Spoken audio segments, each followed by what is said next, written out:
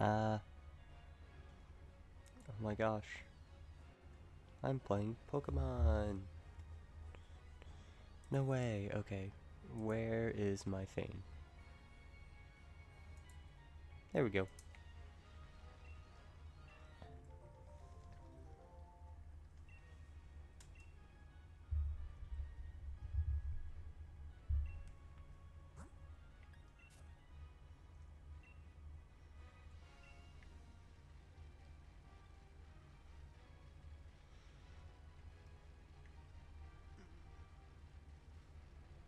Still at 400? Yeah.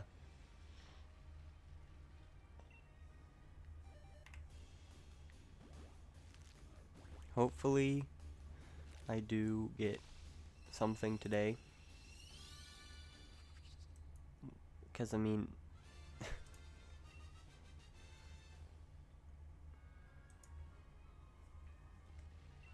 I'm at 400 right now. I'm definitely getting to odds today, at the very least. So, I mean, if I can get to odds, then surely I can just go all the way and get a shiny. And maybe I won't even need to hit odds.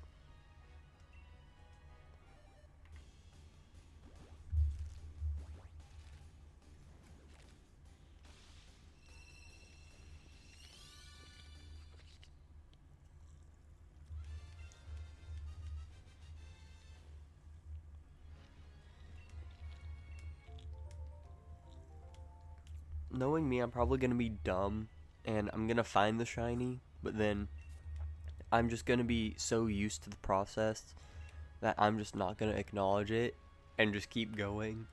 And then someone's going to have to yell at me like, you already got it. It does, but I've been messing around with doing encounters for this. It's not worth the effort because they just run away too quickly. Because the only way you can outspeed them is if you have the boost going while on your bike. And in the Galar Mines, there's just not enough space to get to them before they despawn. And they also spawn on Isle of Armor, but it's the same kind of deal. Most of the places they spawn are just on a narrow walkway. So you don't really have time before they despawn. I wish they would have made them work different. Because it would work way better if they either went slower and or both of these would be optimal here. Just didn't despawn the second they touch a wall. Because, like, I feel like Chanseys even stay on screen longer. So it's just kind of dumb.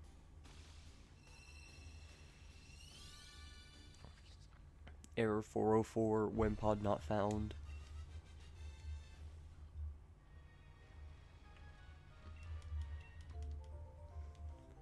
I am prepared today in case this does happen. I do have a second hunt planned. Don't know how much of that second hunt I'll get to do necessarily, but I do have a second hunt. It is. It's crazy. I will say I love the idea of Wimpod and I guess Goliathpod using like first impression or fake out. Because it's like, yeah, I'm using a move that only works the first turn I'm sent out. But thanks to my ability, I get to leave the battle. And then I get to come back and do it again.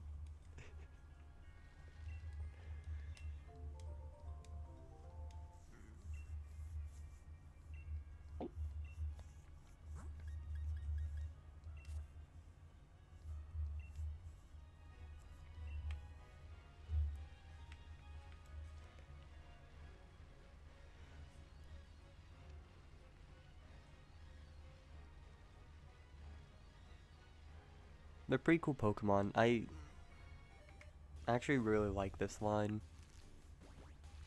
If I ever do competitive again, I'd love to be able to try this line out because I feel like they could do some pretty cool things.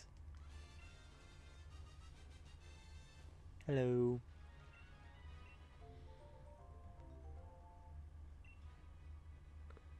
Get spikes as an egg move. Wow. Yeah, I'll definitely have to try it out.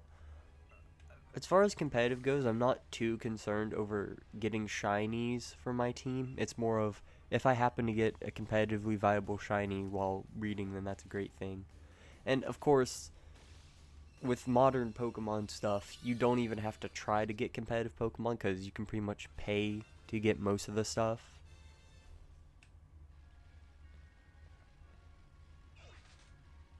So, you know, it's more of if I find a shiny while doing the stuff I need to do from breeding, that's great, but I don't care too much. And that's mainly just because, like, if I took the time to shiny hunt a competitively viable Pokemon for every member on a team I wanted to do, by the time I end up getting probably the first shiny even, I'd be like, this team is not that great of an idea.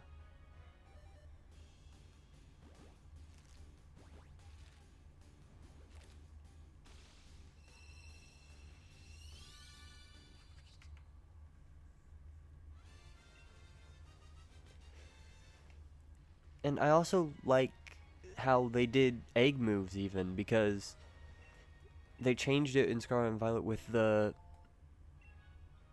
I don't remember the name of the item, but it's the item that if you give it to a Pokemon and it has an empty move slot, and then you enter a picnic with a Pokemon that does have that move, then it'll transfer the egg move over. I think actually this game does it too, but it's different. You have to have the empty move slot, but you put it in the daycare with a Pokemon that knows the egg move, and it transfers over. So it's not like a new concept. They had it in this game. It just works slightly different.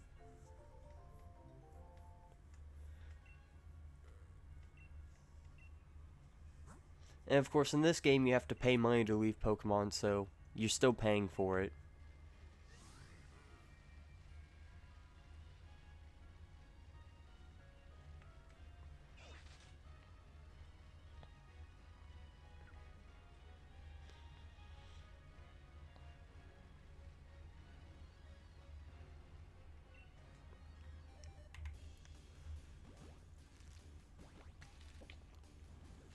So maybe if I want to use this in competitive, then I'll probably just get everything set up and do that. I don't remember the specifics in Sword and Shield. If any Pokemon, as long as it can learn that as an egg move. So, like, let's say I wanted to give Wimpod an egg move.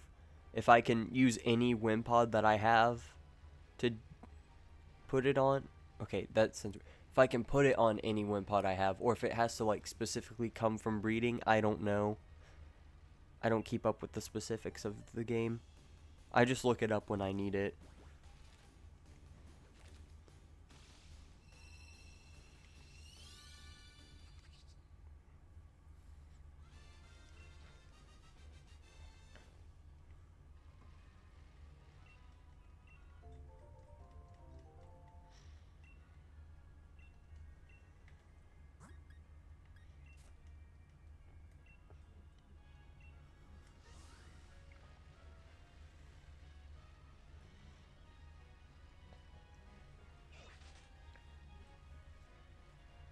I'd like to try competitive again, but it's a mess. I'm hoping with how Scarlet and Violet work for shiny hunting and like the constant advancements they're making on getting it to be easier to not shiny hunt, train Pokemon competitively.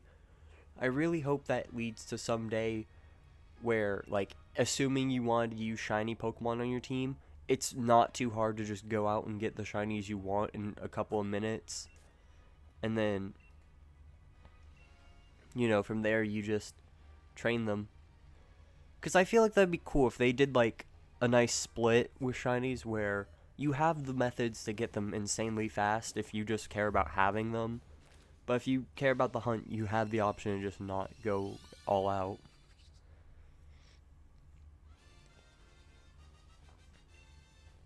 A fast physical attacker, level 100 shiny Wimpod with Eviolite, however that's pronounced. I think it's like whatever. Anyways, the pretty good in the end game being Leon. That's cool.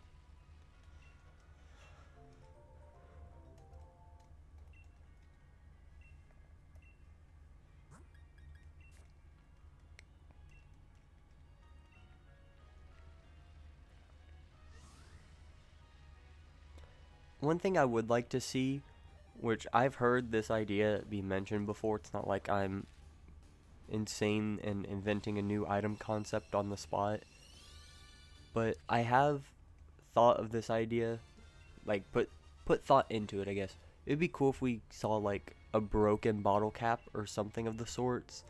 Because, you know, we have bottle caps for super training. You can take any stat and train it to artificially be a perfect IV. So, why not give us an option to do the opposite, you know, like Trick Room teams, or for special attackers that you want to lower their physical attack, you know? I think a broken bottle cap item could be a cool thing.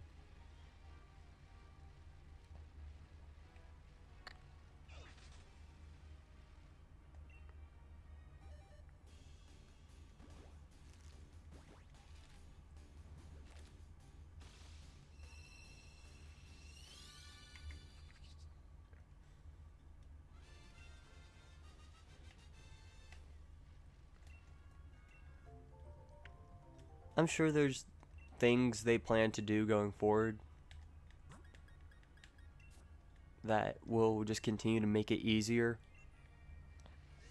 Because I think that's something they are trying to do, is just lower the ceiling for entry, or I guess the barrier for entry for competitive. Because if you think back to like some of the earlier competitive formats, you basically either hack in your Pokemon, which they don't like, or you put in like a year's worth of work and have, and you know, it's also getting to a point where for half the stuff you need on competitive Pokemon, you have to have like 20 different games going to even be able to get everything. Because I think there's like, I forget what the move was, but on Incineroar, it was really good and everything, but the only way you could get it on Incineroar was through Sun and Moon. So you couldn't do it in Sword and Shield. You had to get the thing in Sun and Moon and bring it up. It's insane.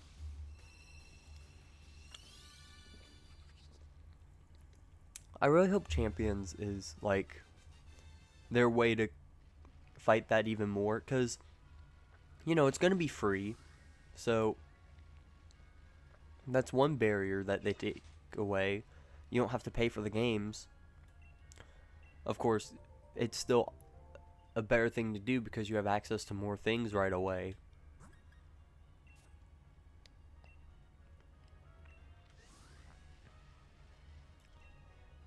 But then from there, you know, they make it easier to get the Pokemon and train them. So that'd be cool. And it would be even cooler if, let's say, Champions doesn't necessarily catch on or whatever. You know, I feel like it'd be cool if that becomes just a tool to help prepare Pokemon for, like, other games. Because I'm sure when Champions comes out, that's going to be where VGC and everything takes place. That's like a given.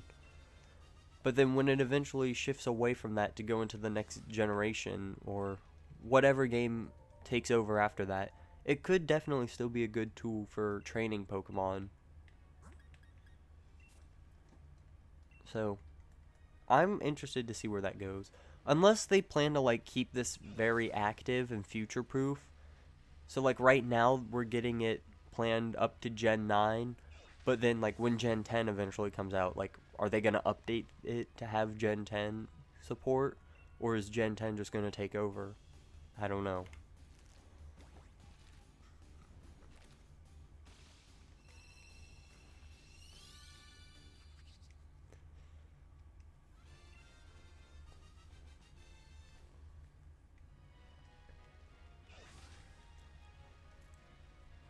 Although I'm very excited to see this in a way. Maybe not as excited as it would be if it was like way longer ago, but definitely a cool thing.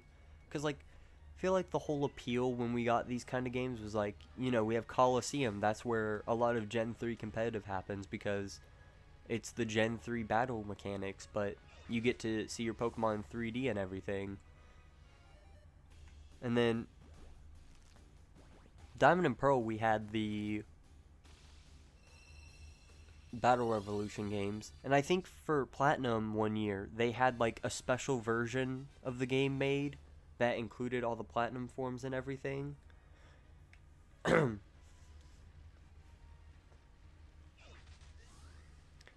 So, that's all cool. And then Heart Gold Soul Silver come out, and then we get switched back to watching DS battles. And Black and White, Black 2, White 2, again, stuck on DS. And they kind of just got to the point where the games were in 3D, so it's like, what's next? I get to see my Pokemon in HD? No. And then, yes, now we do. But that's because the games themselves are like that.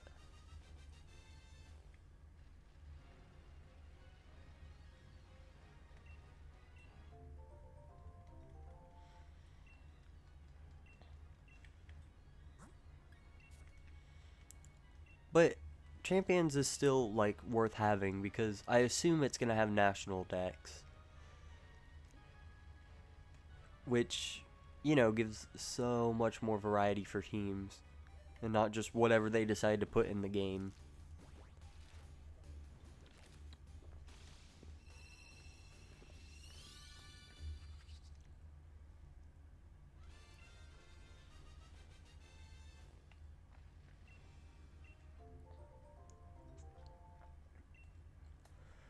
And I don't know, that feels like it could go both ways. I definitely can go both ways on that for competitive because, like, without national decks, it's more limited on what Pokemon you have available. So you kind of have to think more about what strategies and combinations work. But then having it open to national decks with all those extra things, it definitely gives the option to try combinations that were great from the start.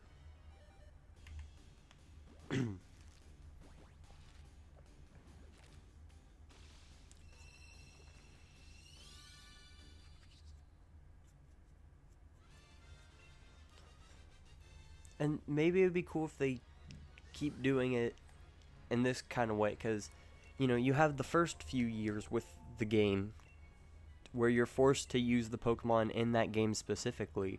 And maybe this could be how they do Generation 10 when it comes to Champions.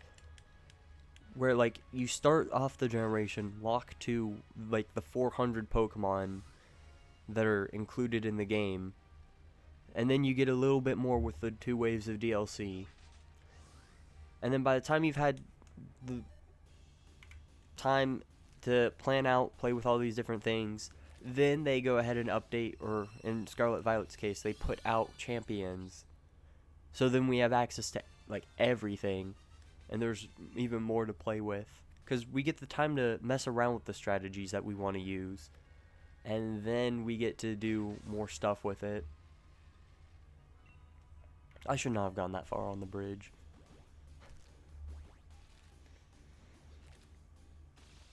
I don't know. It'll be interesting to see what they do.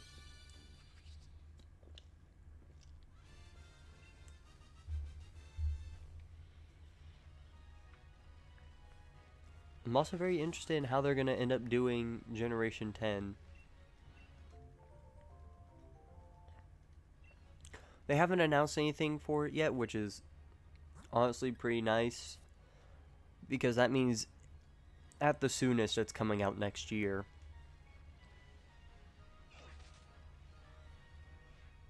I hate when the bike... This game is not finished, I swear.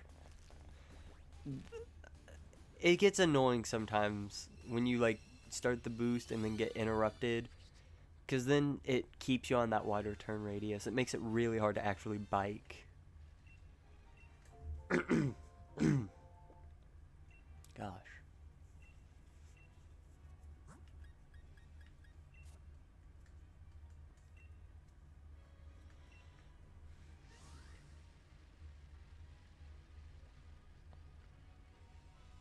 Yeah, I'm interested in Generation 10. Hopefully, at the soonest, it comes out next year. Because I think it would just be crazy at this point if they tried to put it out any sooner. And like even then, at least waiting until the normal time slot. But honestly, I would be okay with waiting another year past that. I would much prefer them actually taking time with games and finishing everything over just getting a game out to get a game out.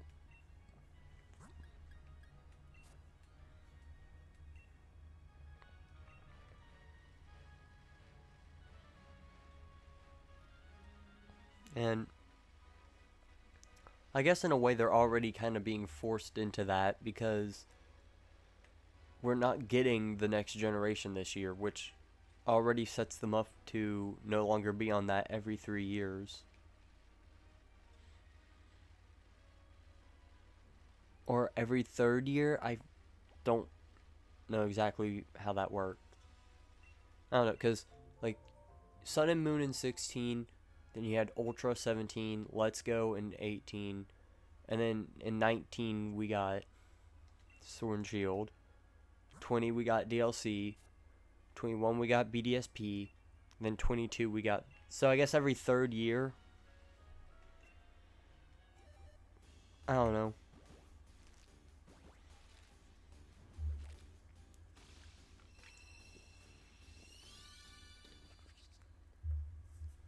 I'd be interested to see what they do with it. And also what kind of Pokemon we get.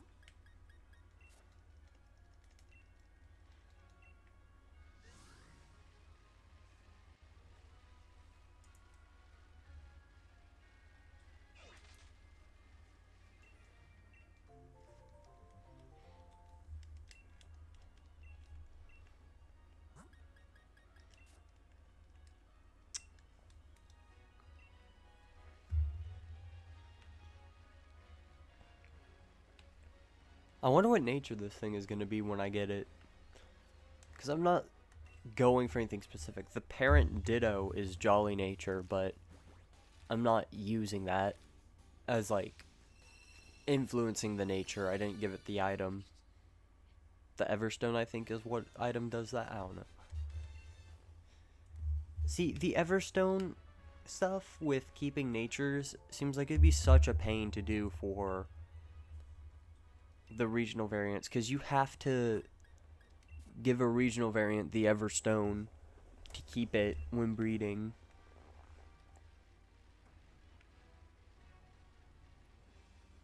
So that also means you have to already have that regional variant with the nature you want on it if you're breeding it for competitive. Unless there's like some override rule or whatever where if like the parent regional variant is a male and then you give the Everstone to like a Ditto or female breeding partner as well, it'll still pass on the female's nature. I don't know how that works.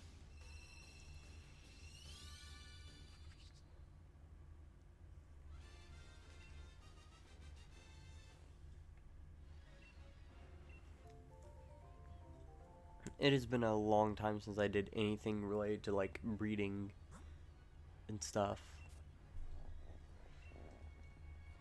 So I could be very wrong on how everything works, and that's just my fault.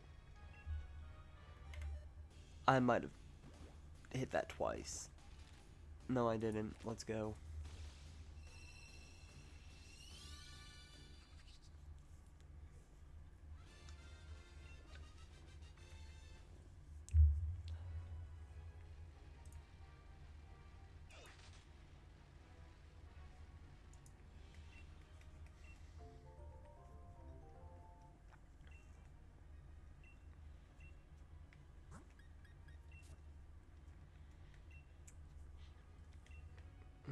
Corsola is going to be a fun hunt to do.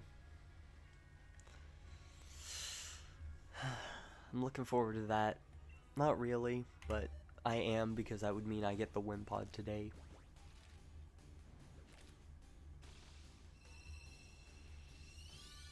It shouldn't be too bad though, because it's going to be overworld. So it's not like I'm just blindly looking for a 5%. I'm at least going to be able to see it. Plus with the KOs, it'll give me a 50% chance to see another one every time. Or would it be 55%? I think that's how that works, because they would stack. Because you get the 50% chance from the knockout boost, and then you also, assuming that fails, still have the 5% chance that would spawn normally. So yeah, you would add those together, I think. 55% chance that the next one... I don't know. It's been too long since I did anything statistics related. But I'm pretty sure that's how that works.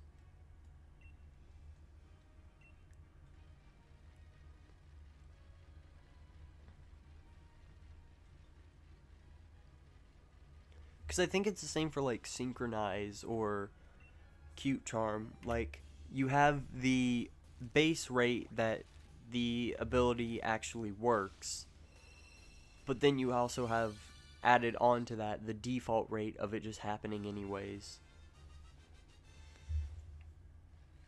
But again, I don't know. I don't really think too hard about it. I just do.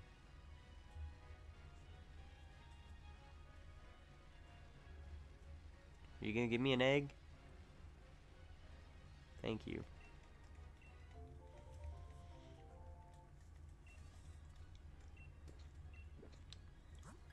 I'm pretty sure they would be breeding faster if the other parent was also Wimpod. Because I think there's an additional boost if they're the same species, but that seems a bit insane for slightly faster breed times.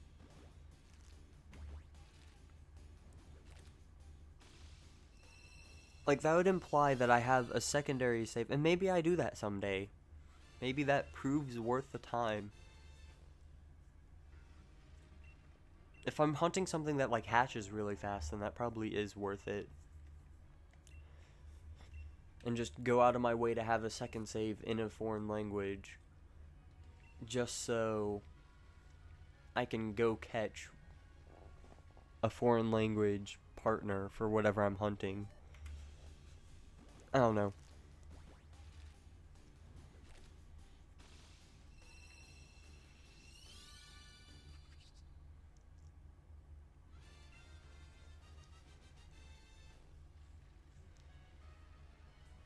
I should make sure I don't have any, like, accidental eggs.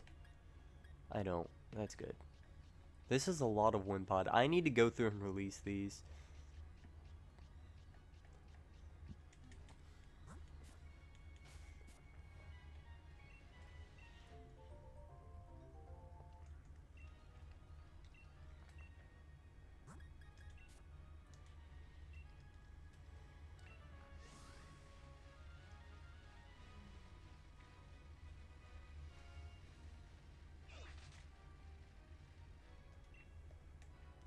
It'd be nice if they add that as some kind of quality of life feature. Just give us a way to naturally mass release in-game. Or like auto release, I guess. I don't know. Because I know Arceus has mass releasing. I don't know if Scarlet and Violet had that. I don't think they do, but it's been a while since I played those games while knowing everything about them.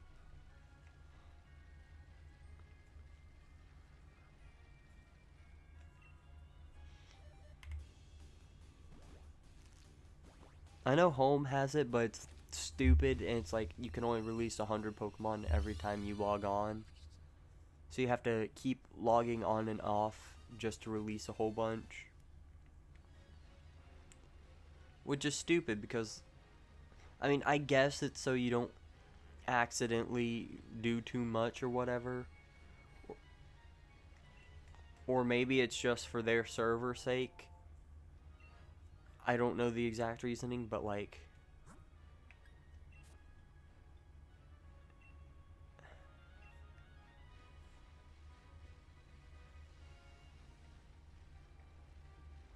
I wish home could be treated more like how, I think it was the box.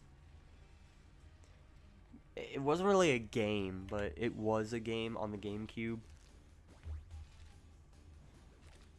I wish we could have something like that, or just an extra Pokemon game that functions like home, that doesn't save them externally. It saves it like on your system. And like, I would pay the one-time fee to just get the game instead of a subscription-based thing. I also just like how box worked more, because I think it gives you 60 slots per box instead of the 30.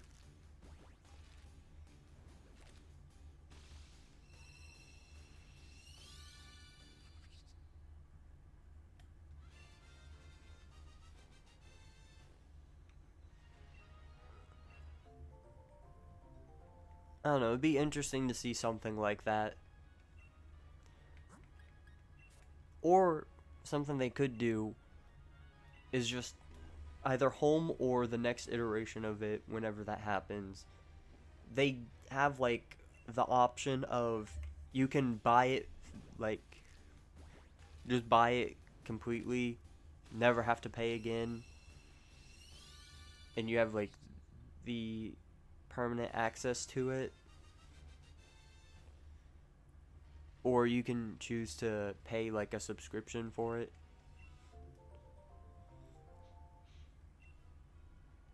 But they like money, so I wouldn't be surprised if they just keep it as a subscription.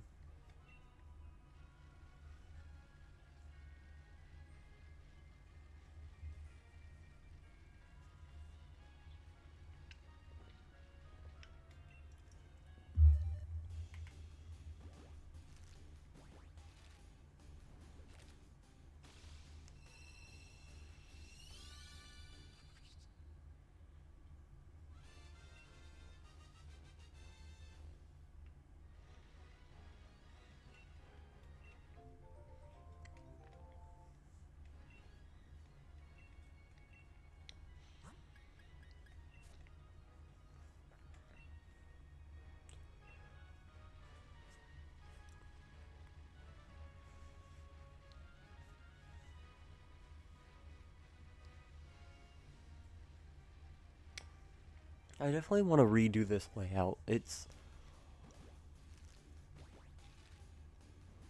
Uh, it's got some problems. Gosh, my ears are itchy. Anyways, it's got some problems I'd like to fix.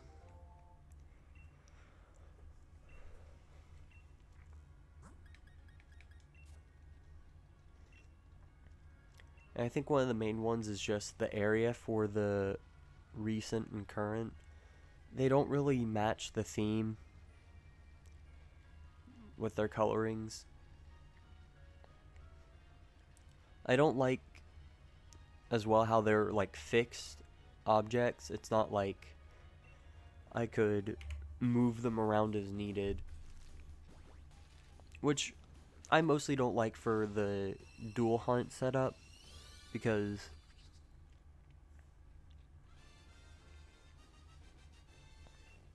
you know, if I want to hunt the same thing, it probably makes more sense to just have one spot for each in the middle.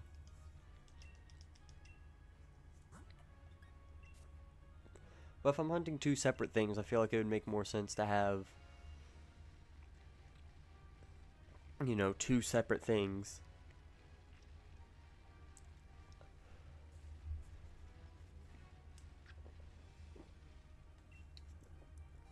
So that's something I could definitely consider.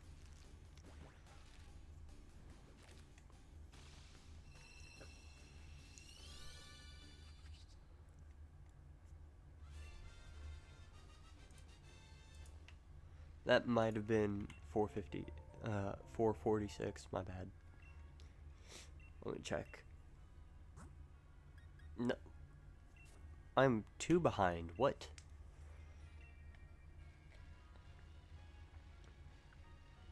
Okay.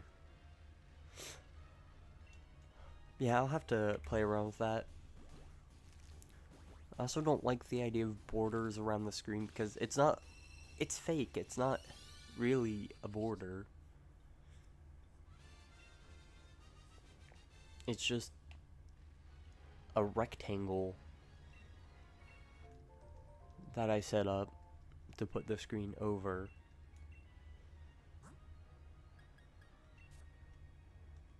Because for it to be like a true border, it would either have to be its own layer and be transparent, or I would have to go in and like manually cut out the entire area inside of it and then overlay it.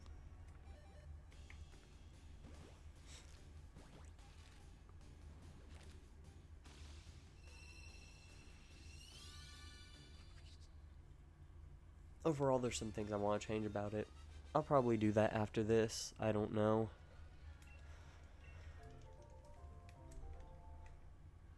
Kind of want to make it more purple and Pokemon Moon themed.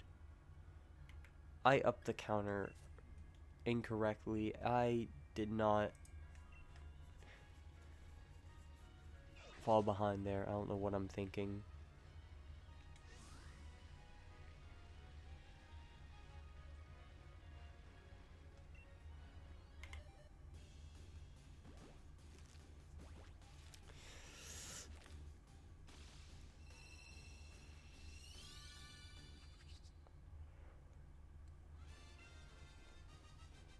I don't know, I'll have to play around with it, see what I like.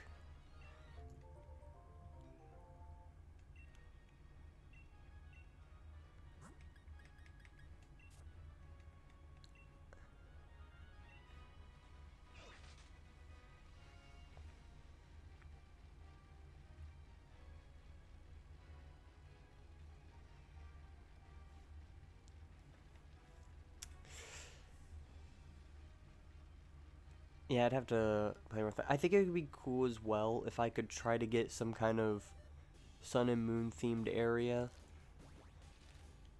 instead of the Pokeballs, like the wormholes, but not necessarily the wormholes, because that only really makes sense for Sun and Moon.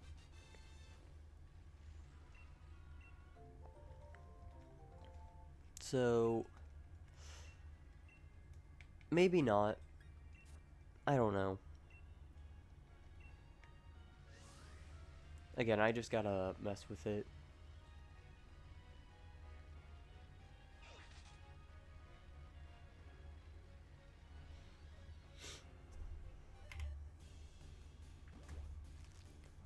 I also think I'm probably just gonna go ahead and do every legendary through Dynamax Adventures, because it doesn't really matter if I get them fast or not. And it's not really fun when the legendaries I am finding are on my 3DS, which I have no easy way of recording.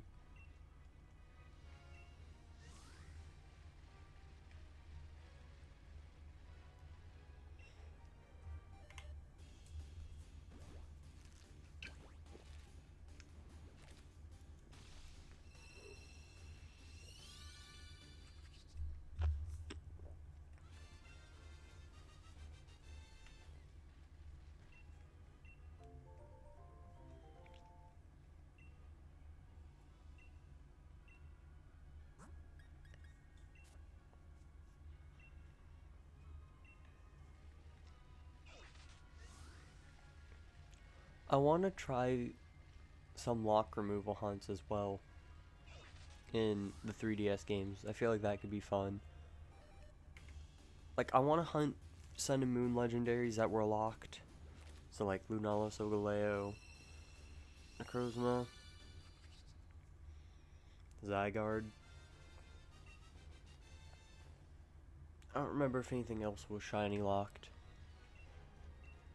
I mean, I guess technically the Cosmog you can get as a secondary.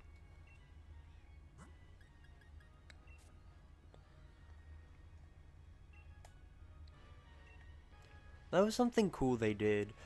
I wish they'd do more of that, because, you know, obviously to get those register in your decks at all, you kind of need a way to be able to obtain them.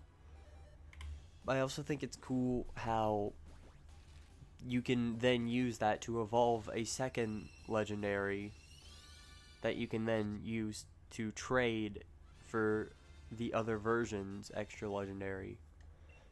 Because like if you and your friend get Sun and Moon, or I guess it was Ultra Sun, Ultra Moon. Unless it was also in Sun and Moon, I don't remember. You know, you and your friend, you get your Ultra Sun, Ultra Moon. You play through, you want the other legendary. You play a bit further, you get a dupe, you trade your dupe for your friend's dupe, boom. Everyone's happy. You have both box legends.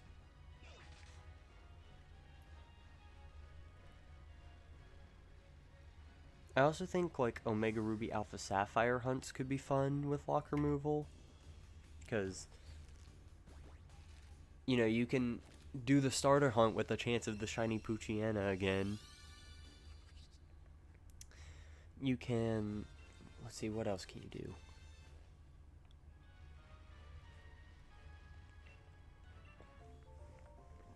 You can hunt for, what Pokemon is it? Right, the Groudon, Kyogre, depending on your version. So for me it would be Kyogre because I have Alpha Sapphire. You can hunt for those and have like the primal version on your team. You can hunt Rayquaza. I think, right? How do you get Rayquaza in those games? Can you even get it? I assume so, because the Mega. I think you just have to do Delta episode. I don't remember. Deoxys, I know you encounter at some point. You could shiny hunt that. I don't know. I'd have to go through and see what all is possible to be unlocked. Because I think that could make for some cool hunts.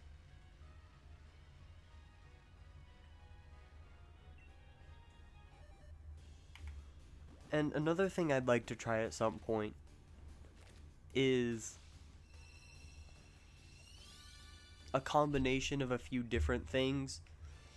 Because I know with like wormholes, and I guess really anything, one of the things you can edit is what Pokemon spawns. So something I'd be interested in trying at some point for like Sun and Moon, or again I guess Ultra Sun, Ultra Moon, is after I get a certain legendary shiny, I set its wormhole to instead encounter like a certain mythical, and then I like modify the game's event flags or whatever to have it think I never encountered that legendary. So that way I can go back in, and when I find that wormhole, the encounter will instead be replaced with the mythical I set it to. So then I have a way to hunt the mythicals, because, you know, until then there's not really an easy way to do that. And like I want to hunt Shaman and Darkrai, but I miss those, so I'm kind of screwed.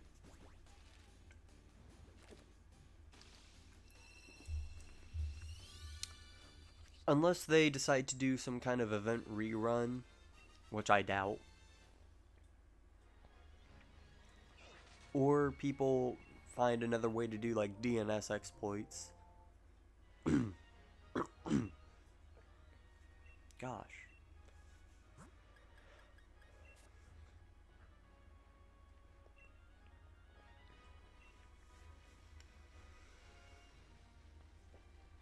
I just really hope that becomes something they let us do more. I would like to be able to shiny hunt mythicals more.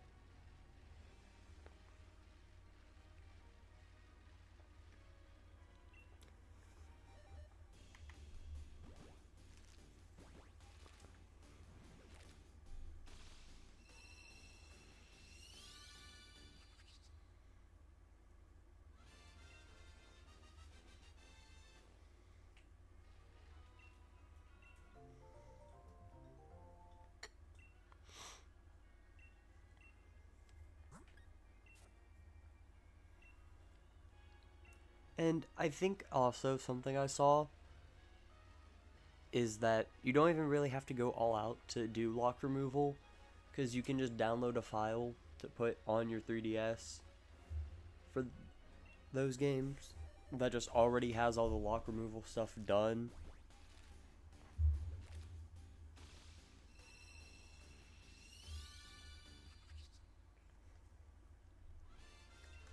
And I think the guy who made them also made it pretty easy to check, because like if you just reset the game, and you don't even have to necessarily fully reset the game, because if you're already I guess modding the game rather,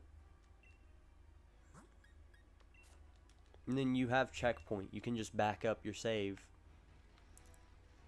But I think he made it to where if you check the starters, at least for the Sun and Moon games, if you check the starters, they come with a berry that they normally wouldn't hold. I don't even think they hold anything to begin with. But that's kind of like how you make sure it's working.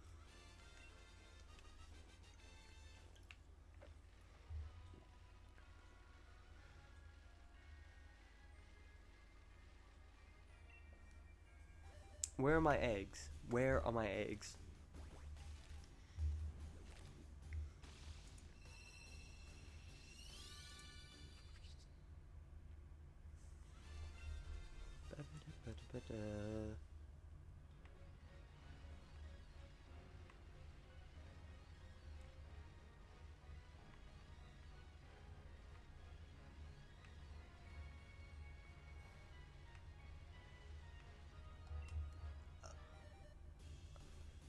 Why am I not getting eggs? I'm genuinely gonna just run out of Pokemon at this rate.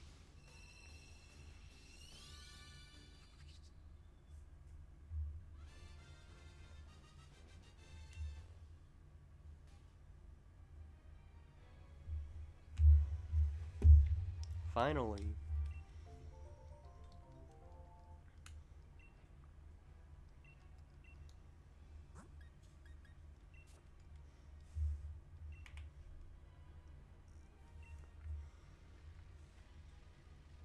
And watch, now she's gonna have like 20 eggs back to back.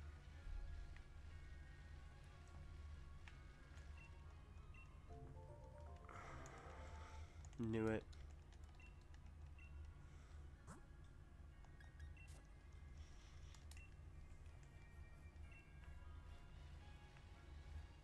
Let me guess, you got one more waiting for me. And this just sets up an infinite loop of it too, because I hatch a bunch in a row and then she gives me a bunch of eggs in a row, but then by doing that, those eggs are still bunched together. So then they're just gonna end up hatching together.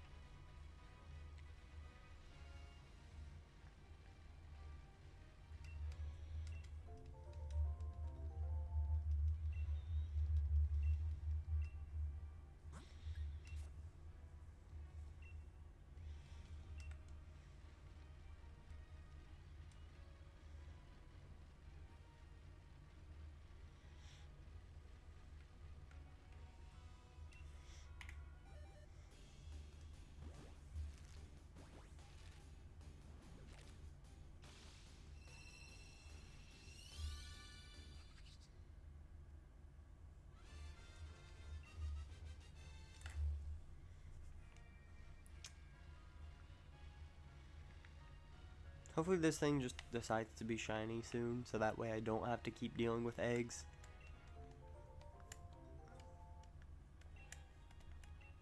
But even so, I still have a good like 100 before the Masuda portion of this actually hits odds.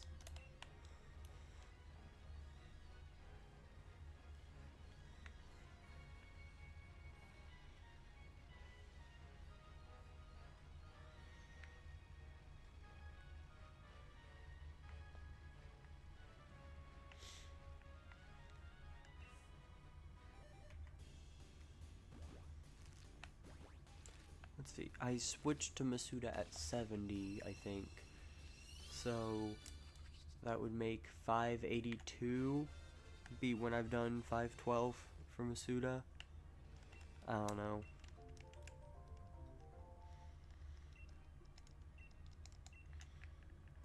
See, that's the point where it really becomes a worry. Once I'm standing in the odds.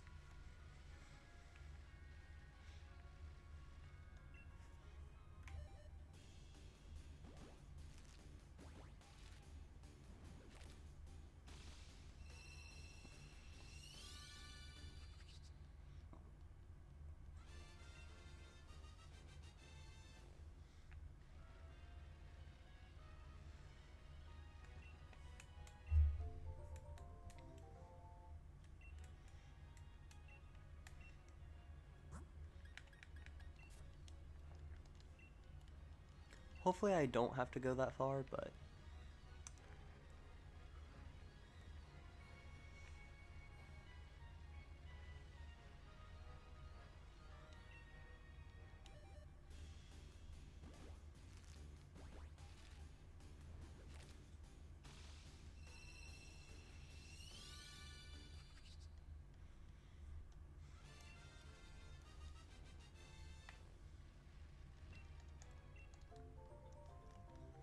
and maybe I'll just be stuck hatching Wimpod for the rest of my life.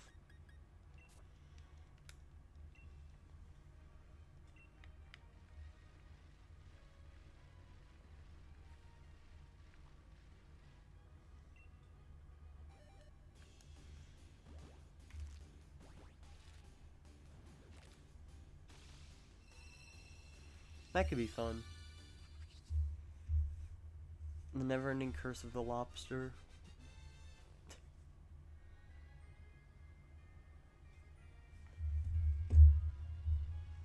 Because apparently that's what this thing is. I still don't know how that lobster got started. But apparently this is a lobster. And every hunt I will ever do from this point forward is also a lobster.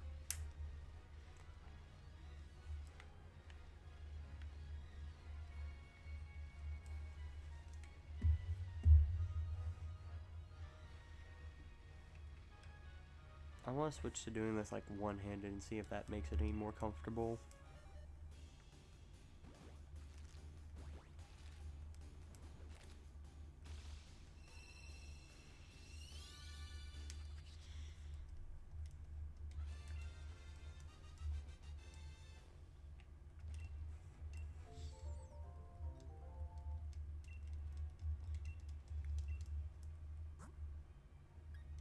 No, I meant to tap down twice.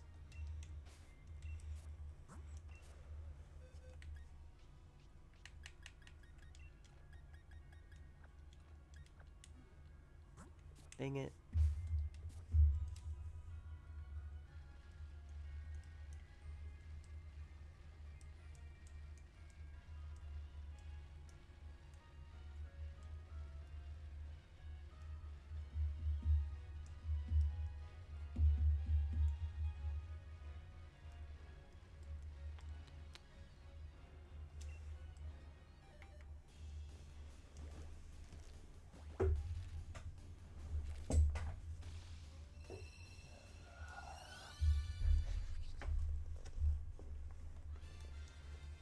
Hello, Wimpod. Nice to see you're not shiny still. Maybe someday. Maybe someday.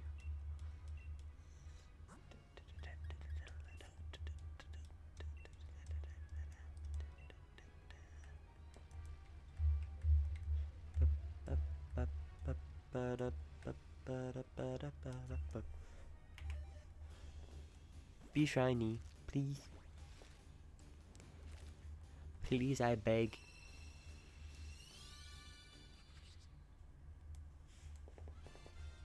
I mean, I have no problem with a purple Wimpod, but I'd like if it had red on it, because I think red is a much better color for Wimpod.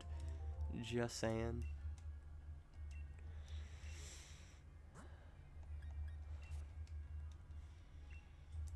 Not really. Purple's my favorite color, so I'm biased. I'm going to like purple Wimpod.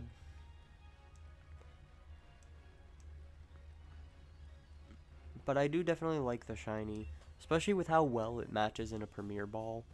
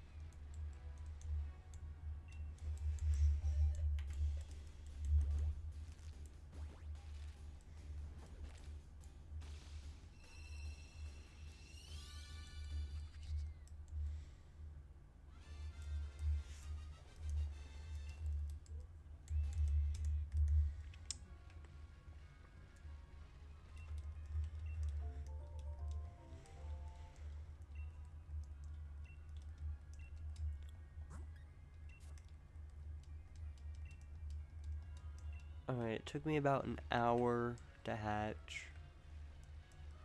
I'll round up and say 80 eggs. So that's like 2 hours 15 minutes. Assuming this goes to odds. Of course, that's an interesting topic in itself, because technically 512 isn't hitting odds, it's 582 because of how I've done this hunt weird. But it's whatever. So hitting 582, it's about an hour, and so oh my gosh, how do I fall behind sometimes? It's insane. Okay, I can see how I forget to bump it, but I would think that I would be more likely to be ahead then, because I would forget if I did hit it, so then I'd hit it again. And then that would just lead to me incrementing more than I needed to.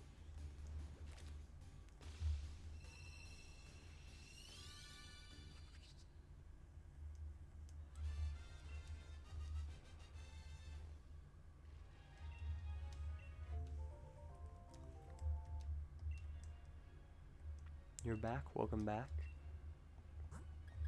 I'm still going for Wimpod.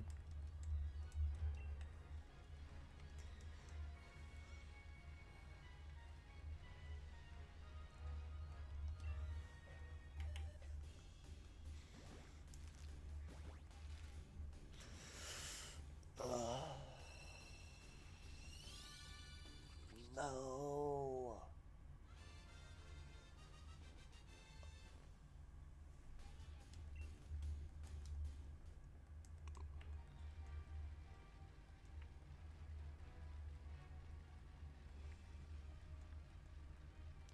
Do you have an egg for me?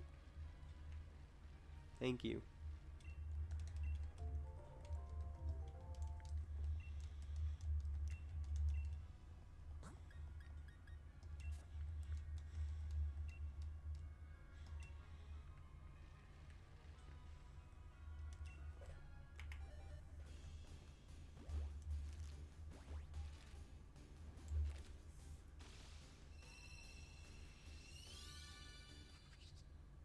I'll get the shiny at 538. Maybe. Hopefully. That's not too far away. I'd actually be very happy with that.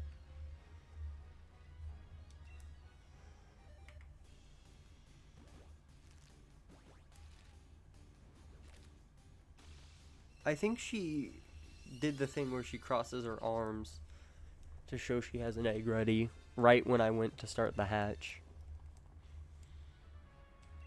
Yes, she did.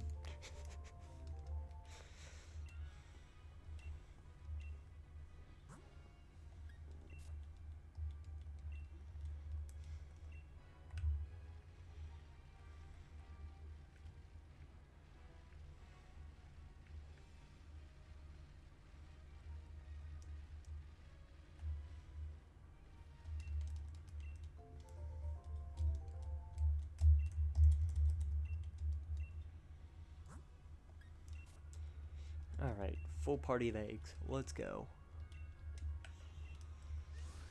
I don't know why it always stresses me out whenever I don't have exactly 5 eggs in my party, because it doesn't really matter. As long as I have at least one, then it's not a waste of time.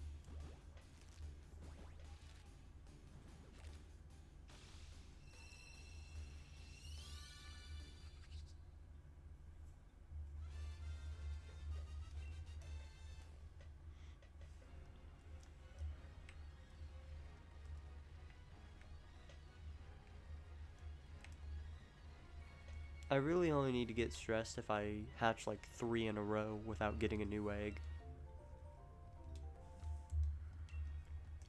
And I hate when it does that. It takes so long to generate a new egg that I end up hatching like 3. But then, right after I finish hatching all 3 of those, they instantly have like 3 eggs back to back. And it's like, really? You couldn't have had these eggs when I actually needed them?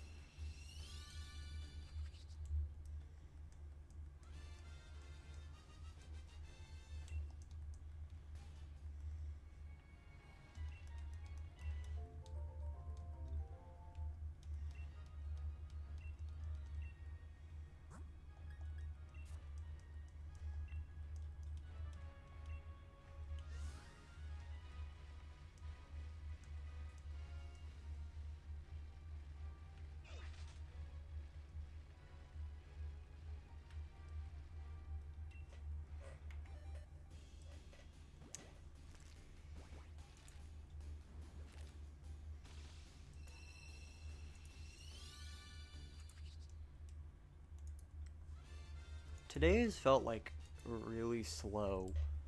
Because I woke up what feels like forever ago, but it was only like 2 hours between me waking. No, I guess it's been more like 4 now, but it still feels like a whole 24 hours have passed.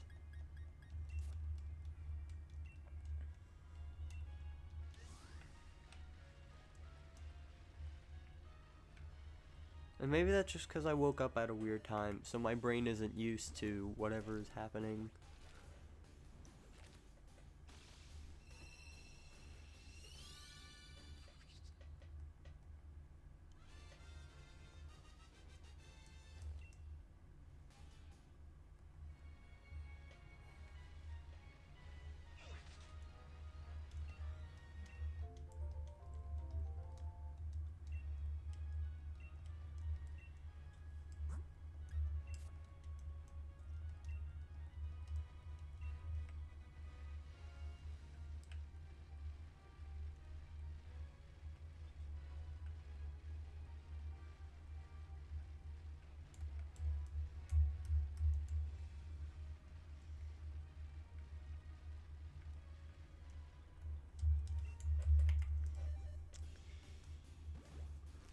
Please, Wimpod. Please, please, please.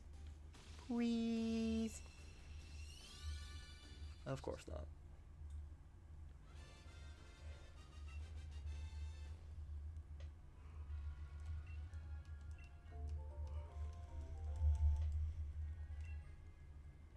I still feel like when I actually get it, I'm going to be so used to seeing the normal ones that I'm just going to automatically think it's another non-shiny. And then only when it starts to do the sparkle animation, I'm gonna notice.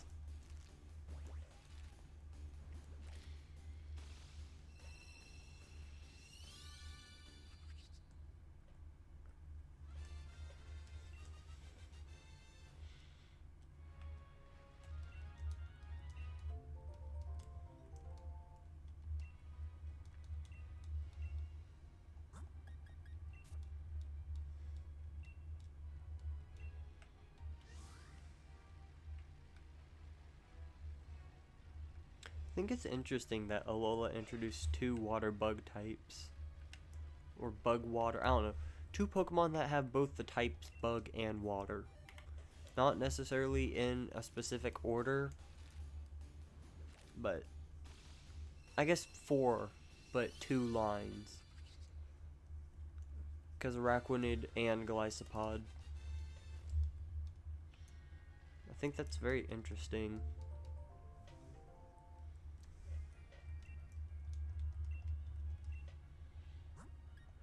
And that's something I only just now thought about.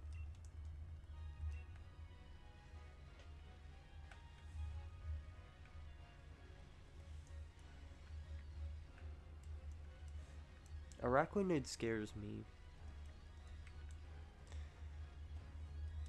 Partly probably just because it's a spider, but also something about its design just scares me. Although I'm pretty sure you could probably take like a needle or something and just pop the bubble around its face, and that would probably make it not alive anymore, to say the least.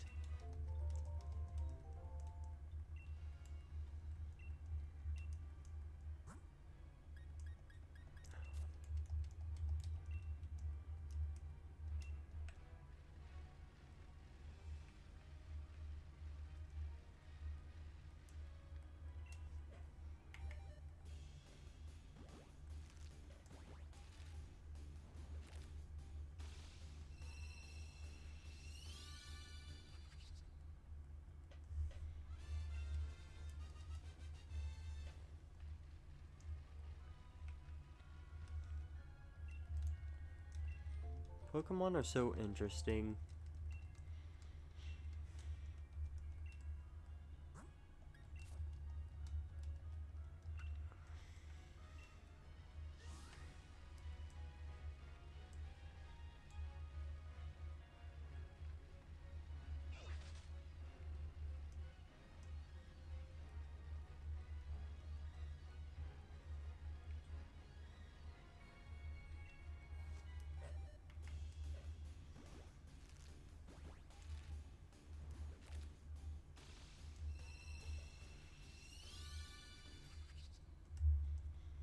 I really like Pokemon as well. They're like just cool in general, and not cool because they're seeking the popularity.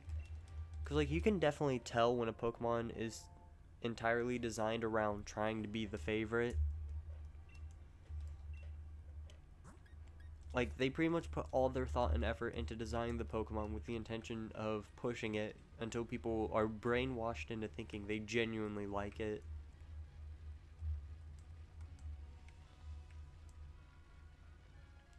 It's basically just any Pokemon that gets any recognition more than what the others do. Because, like, Lucario, Zeraora, Zoroark, like, they all just feel forced to be popular. To an extent, probably Greninja as well. Because, you know, they gave it the Ash Greninja form. And then push that a lot, especially with the Sun and Moon demo.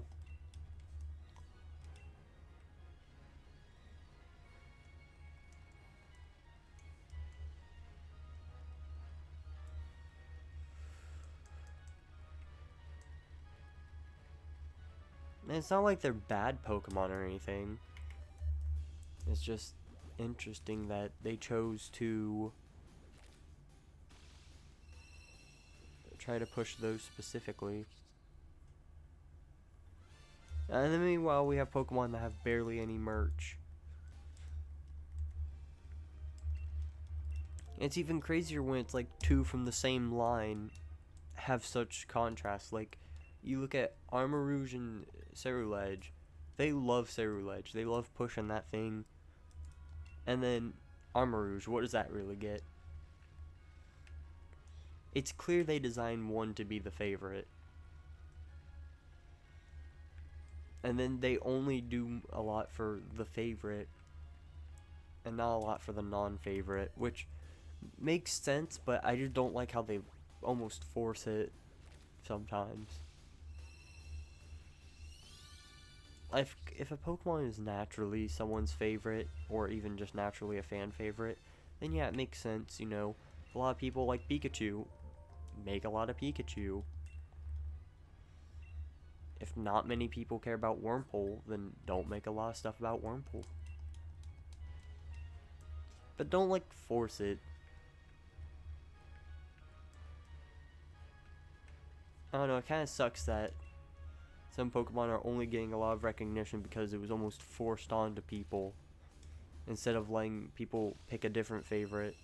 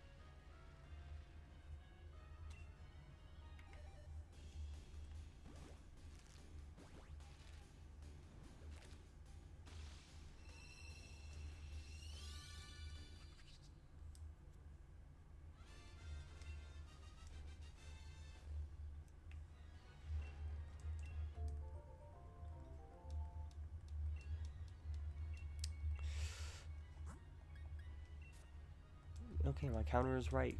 Yippee.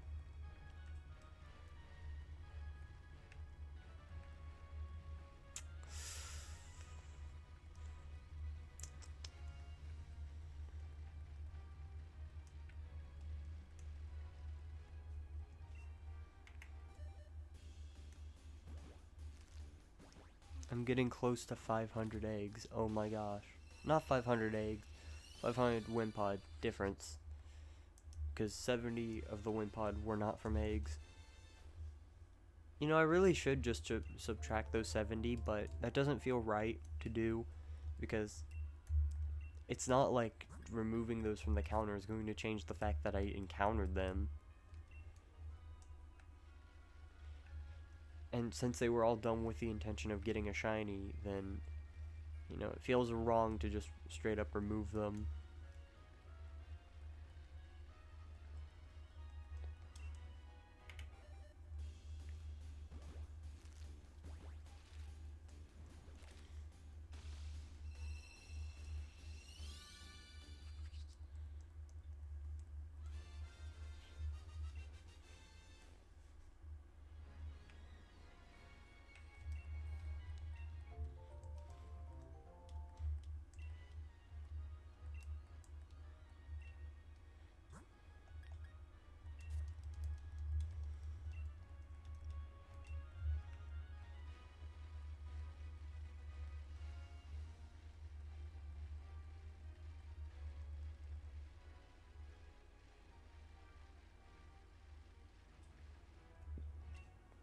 Alright, number 500. Will it be shiny? Probably not. But it's nice to dream. I'm just gonna have to keep dreaming.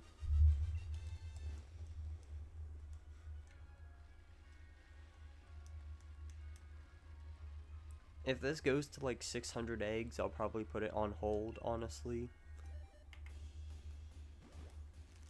I'm not saying it will go there, but if it does, I'll probably just do that because no offense to the Wimpod fans, I just don't feel like hunting this for more than 600 straight.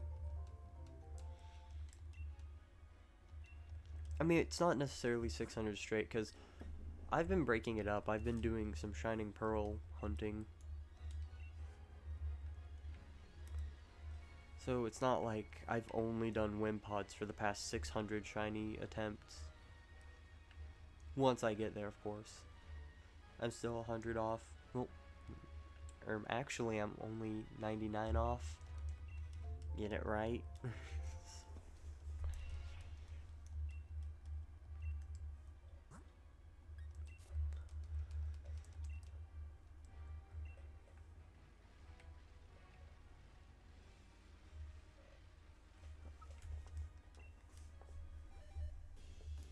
I think some part of my lights, like, came undone from the wall. I just can't remember where it was to try to fix it.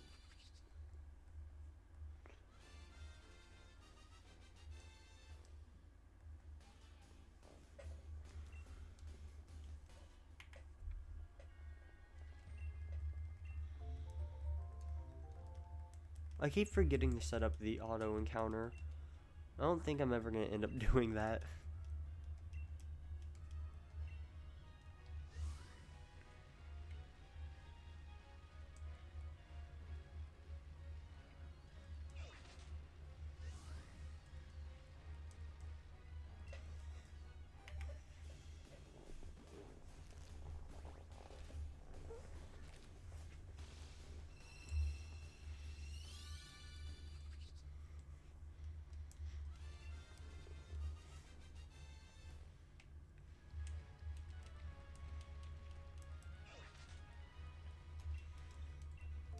Honestly, I would not be surprised if my luck was so bad that somehow there's like a 1 in 4096 chance for a specific Pokemon to never be able to be hatched as a shiny for you.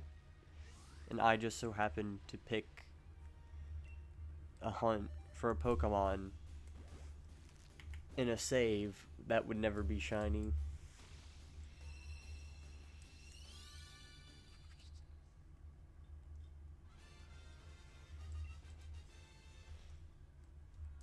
Yeah, I say that not even being close to being over odds, but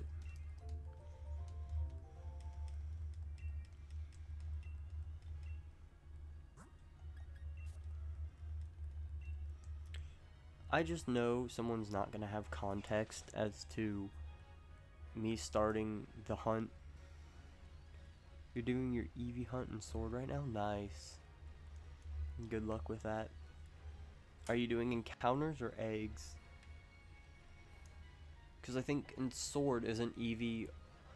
If you did in the wild, I know like Route 4 or wherever, the one that's like outside the first mine on the way to the first gym.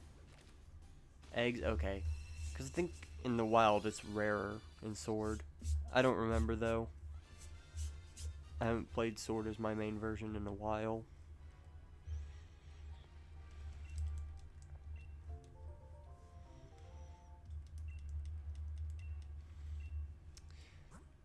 Yeah, as I was saying, I'm sure someone's not going to have the context that I did 70 in the wild first.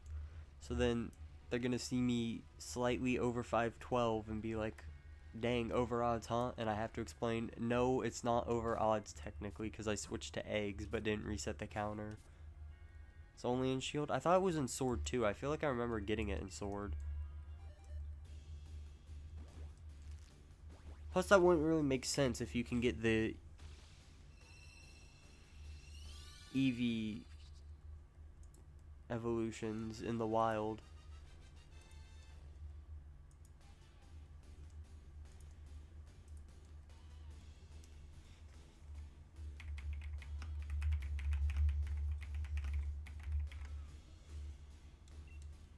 Okay, Eevee can be found as a rare overworld encounter in the tall grass of Route 4. The encounter rate for Eevee is 1% in sword, while it's 5% in shield. Okay. It's just really rare. That's what I figured.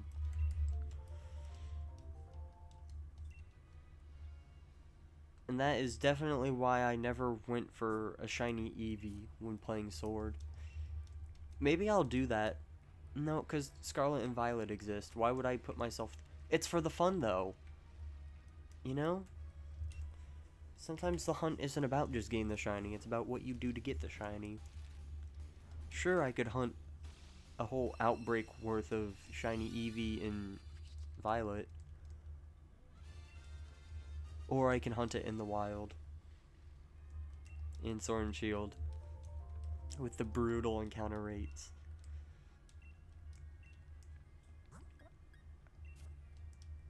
I remember I used... I think it was a Flareon on my first playthrough of Sword. I'm trying to remember. Because I used a lot of different Pokemon. So my final team was very far off from what I used throughout.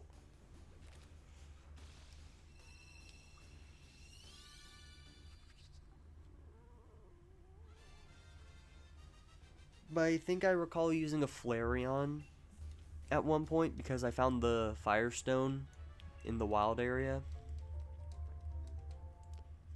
And I had an Eevee, so I was like, why not?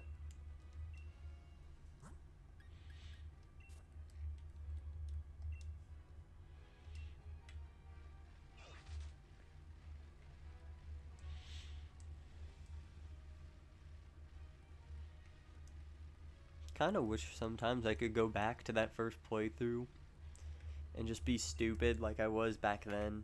Because, like,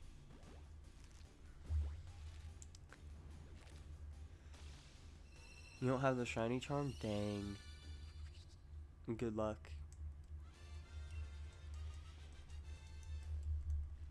No, I didn't mean to go inside. No.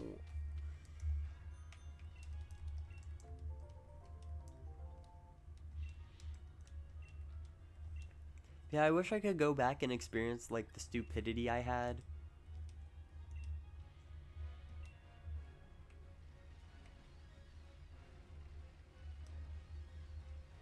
Because my favorite memory, or at least the one I think about the most, is how I didn't understand completely how typings worked. So, I had a Yamask named Masky, and I used it to fight the fighting gym, and I was like, sweet, your moves don't affect me. I didn't understand why, I just knew they didn't do anything. So then when she sent out Pangoro, I was like, Mold Breaker, wonder what that does. And then she was suddenly just knocking out my entire team, and I'm like, huh, Mold Breaker must make it to where she can hit me with her moves. I wish I could be that dumb again. No. Pangoro is just a dark type. I had a skill issue there. Are you cooked? Very much. Not really. I mean, it's not like the end of the world.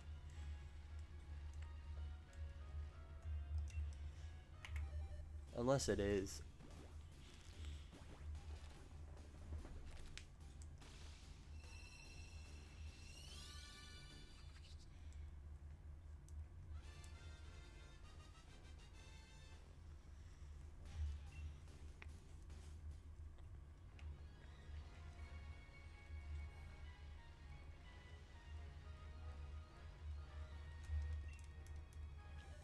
People would probably get confused, so I guess technically yes, I'm over odds, but no, I'm not because of the way it works.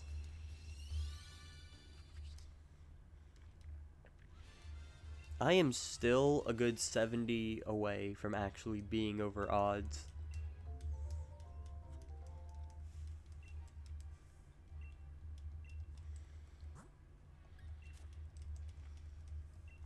If I manage to get to 582, then I'll say I'm over odds.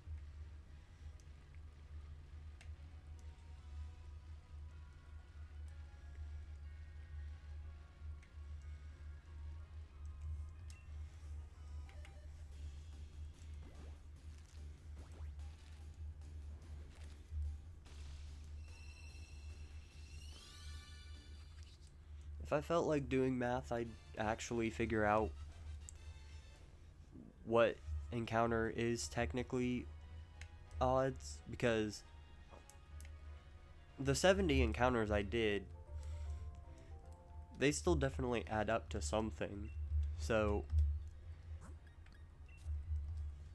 I'm sure if I did the math to figure out what those added up to be, and then added those to the eggs I've done, I could probably figure out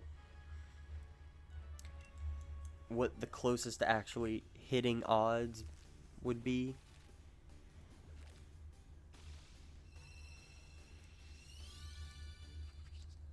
I mean, I guess it's not too hard, because I just add up the amount of shiny rolls I've had, right? Because that's 3 for... Wait, that is how that works. You just add up the shiny rolls, and then compare that to the 49.6. And then however many are left to hit 49.6, you divide that by how many rolls you get per egg, and then that's... I am a genius. Okay, so I have charm, so that means 3 rolls per every wild encounter. So that's 210 rolls from wild encounters, and then 514, so subtract 70 from that. I need my calculator.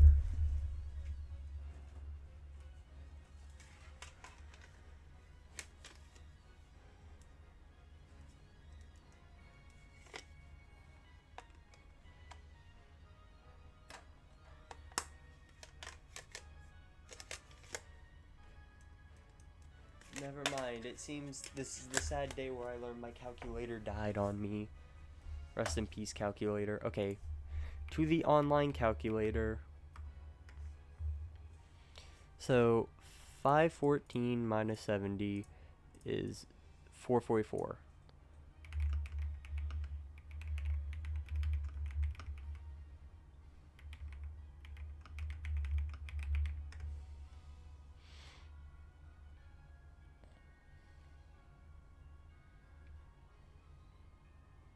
Okay, so it's 8 rolls for shiny charm. So multiply that by 8 plus 210 by 4096. Okay, that is not even a whole number.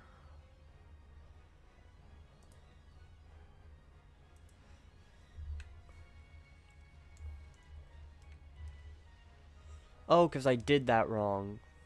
It's 4096 minus 3762.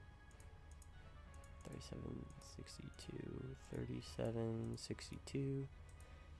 So 334 divided by 8 equals 41.75. We'll just say 42. So I'm 42 encounters away, which 42 plus 514. So 556 is over odds. Or I guess at odds, rather. Good to know, good to know.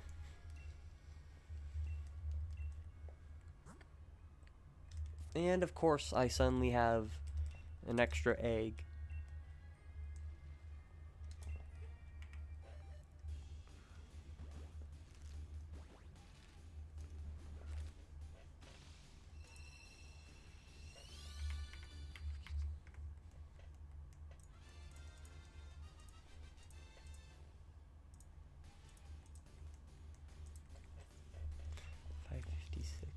Sweet.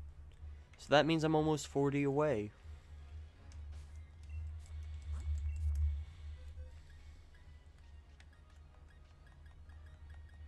Oh gosh, I'm going so far into the boxes now that they don't have a wallpaper.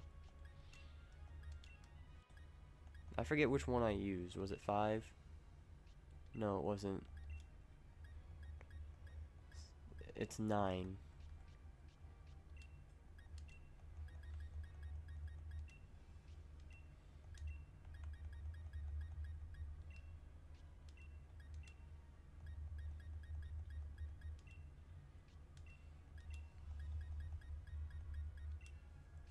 Okay, that should last a bit longer.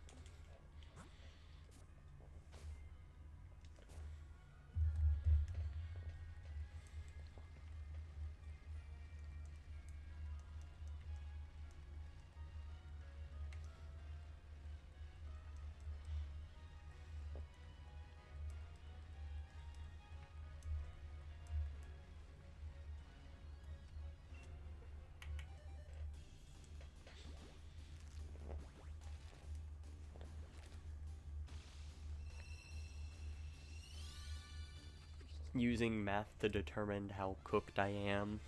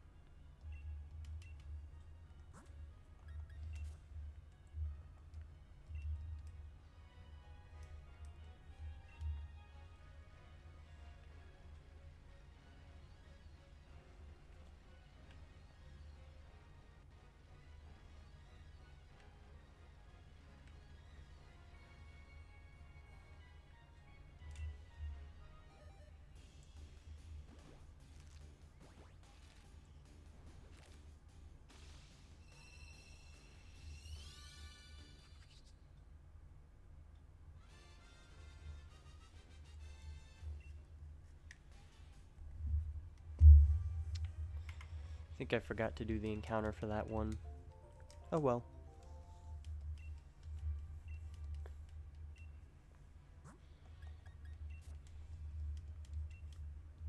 I fixed it.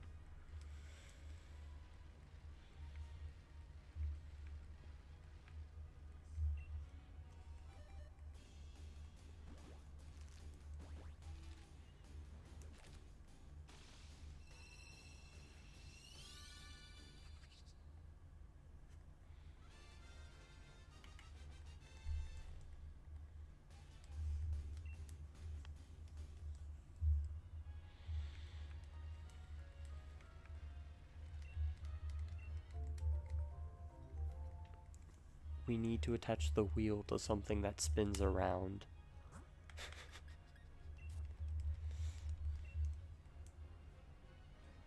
Can I use math to determine how cooked you are? I mean, do you have Masuda method going, or are you just doing full odds eggs?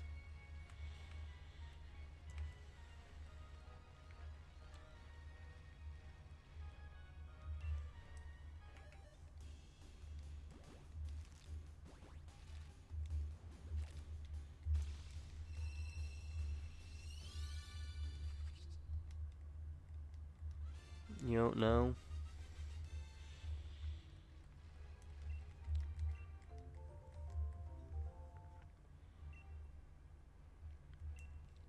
Honestly, if you can get your hands on a Masuda method Ditto, assuming you don't already have one, then it's definitely worth it. Because you go from 4096 to like 682, 683. I don't know, it's like 682.8 something. I don't know. I think it's more like 683.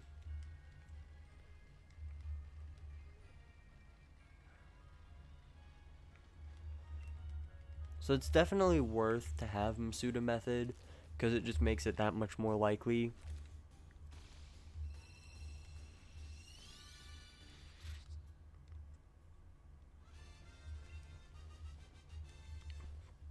But otherwise, I mean, I don't know if you prefer doing full odds or not. I mean, it's hard to really say how cooked someone is.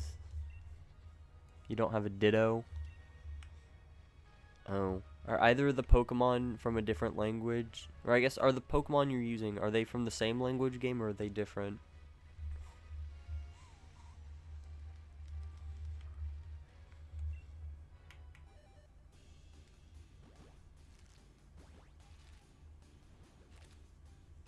Same? Oh. Okay, so you're doing this full odds. Yikes.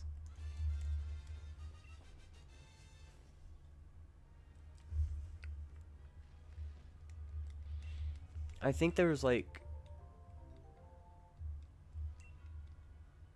a trade. I don't know if you have online or not. Don't send Volcarona to the box. But there is a trade code, I think, that people use in this game. I don't know how active it's going to be since these aren't the main games anymore. But I know there was a code that was called like the Ditto Hotline or whatever. And like if you used it, everyone had this agreement that only Dittos would be traded. And the whole idea was you use it to get foreign Dittos. But you have to time it right, because if you get on like right now, I think only thing people are trading are English Dittos, because it's a bunch of Americans trying to trade. But like if you plan your times out right, then you could go online with around the same time as people from other areas would go online.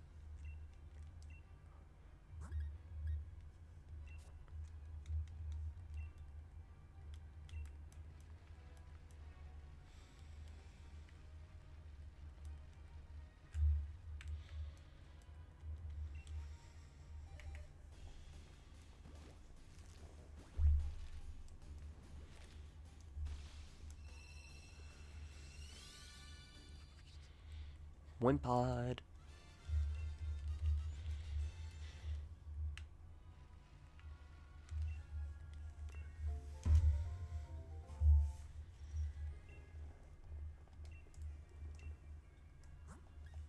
I remember one hunt I started forever ago that I just never got around to finishing.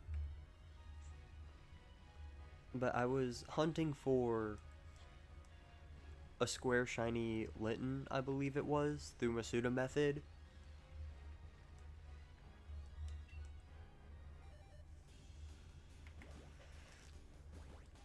And I think I got like 5 or 6 shinies into the hunt before abandoning it.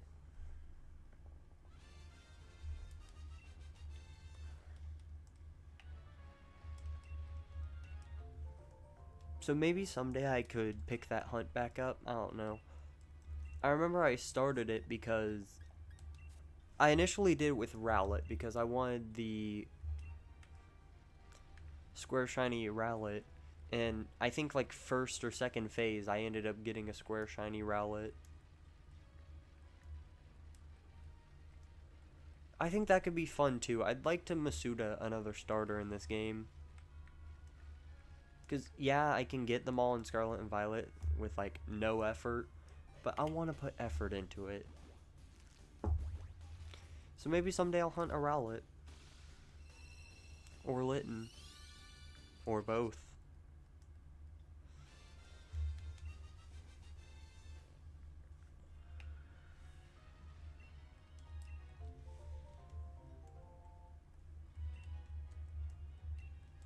I remember, like, day 1 of Crown Tundra. I was not that much interested in the story of it. I just cared about getting the Pokemon. So, I messed with Dynamax Adventures. I tried to get Tapu Koko as a shiny. I didn't. And I still haven't. So I need to go for that at some point.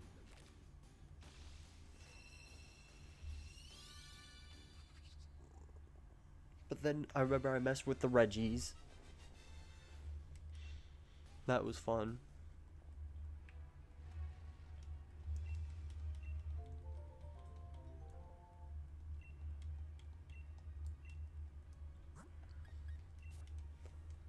And then I also caught Swampert, I think it was. I don't know, Marshtomp or Swampert. I caught one of those from Dynamax Adventures. So I started Masuda hunting that day one, and I actually got it. Or maybe that was day two. It might have been day two. I don't think I went that crazy day one. But anyways, I was hunting it, and I got it pretty early, actually. But then the craziest thing about it was I actually got two. And they were almost back to back. There was one egg in between them. But I did get two. It was pretty cool. I do remember on night one I was up until like 3 a.m. even though it was a school night, because I think it came out on a Thursday. Okay, yeah, I remember. I think it came out on a Thursday. So I stayed up until like 3 a.m. doing Dynamax Adventures. I found a shiny Vaporeon through it, and I'm like, sweet, this method works. And then I went to bed. Woke up like 3 hours later to go to school.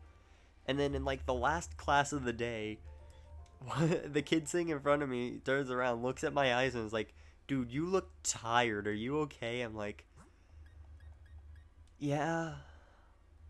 I was just up till 3 a.m. playing Pokemon.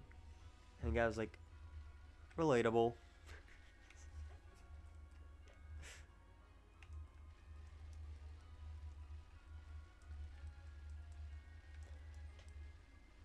Shiny Wimpod song. Nice.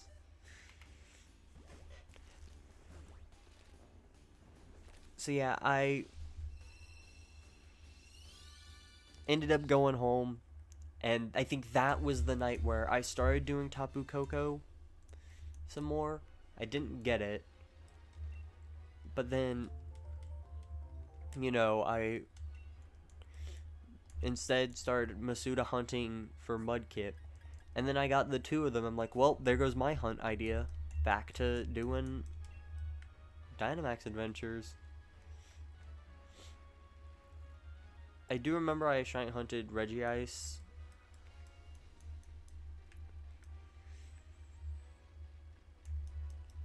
That was a fun hunt.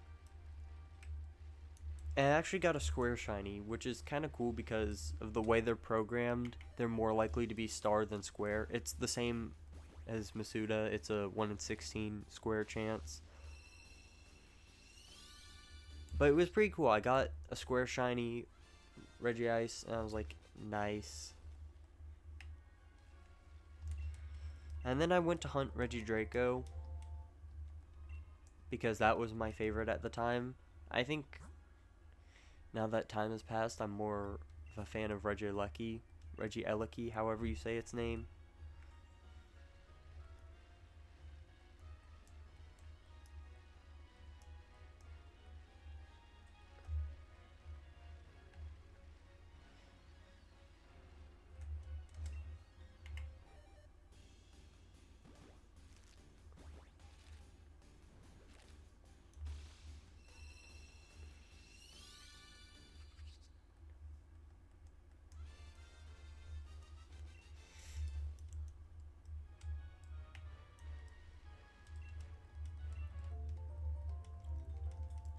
Someday I'll probably go through and do all the Dynamax Adventures, because honestly I feel like I'm gonna run out of hunts I have to do through those pretty quickly. Because that's only, what, 4 Tapus, Solgaleo, Necrozma, and Zygarde. Because I already have Lunala, and the rest of the stuff you can hunt in Gen 7 already. But, like, I'd like to hunt the Ultra Beasts. I feel like that could be fun.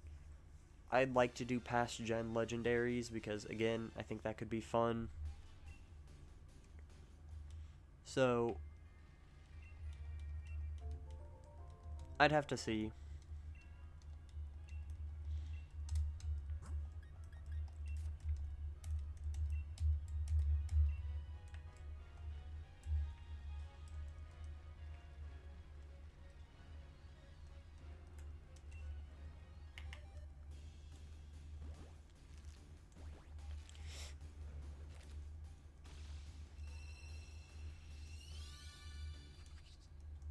probably just depends on what, like, the demand for it is.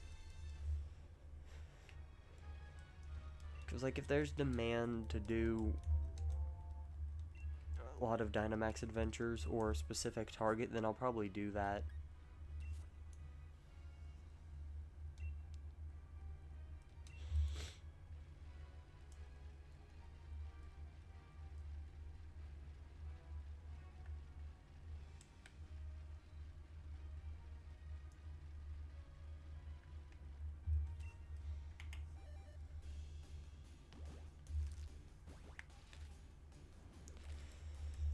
Oh, that reminds me, I'm gonna have to do setup now. Because, let's see, I have 4 Tapus, Solgaleo, and Necrozma, which I don't even know if I can get Necrozma yet. I think technically if I want to get it naturally, I have to complete the other quests first. I'm not sure.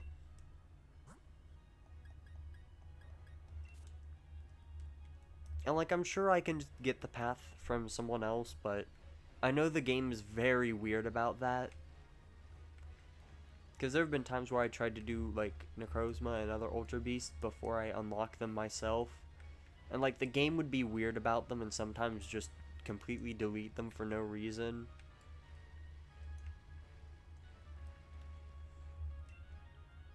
I don't know, but I have, like, 6 hunts left. So, across the 3 slots you can save, I can probably... Oh!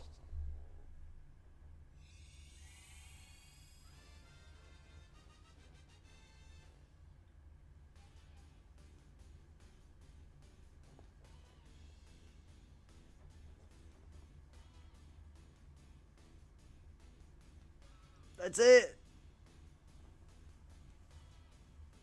Well, I'm talking about doing Dynamax adventures.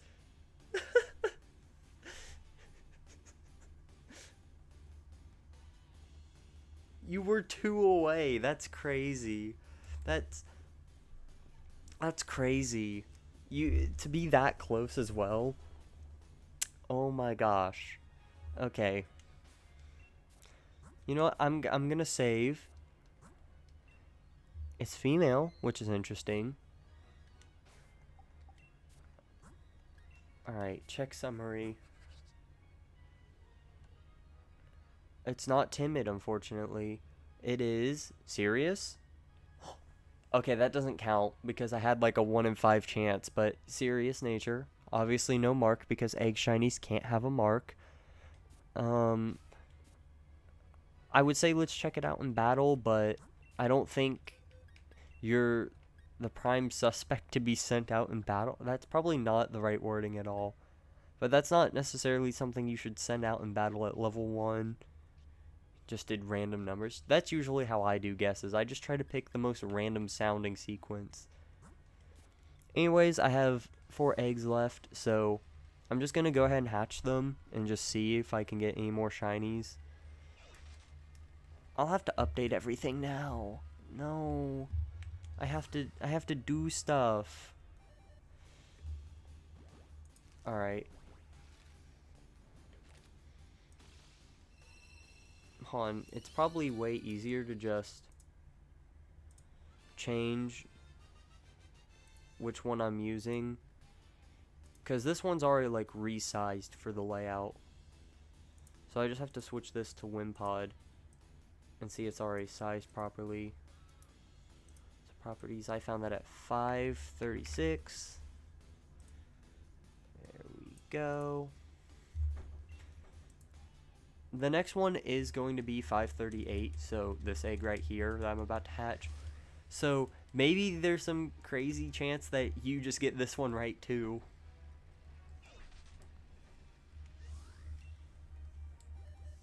If this is another shiny, I'm going to lose my mind. Oh wait, that's not how I set it up. It's not another shiny, unfortunately. Okay, who is slamming the door? Okay, so, like, the weird thing about the doors is, like, with, like, I don't know how to explain it, but like when people slam the front door open and close it, even like the way like the wind goes through the house or whatever. I don't even know how to properly explain this or what exactly it is, but like it shakes all the other doors because they're not. It's not like a stiff connection, you know. So all the other doors just start shaking. And it's kind of annoying. Anyways, I got it before 600, which makes me happy. I'm not gonna crash out. Let me just hatch this last egg, and then we can switch over to the next hunt, which I actually need to grab an image for.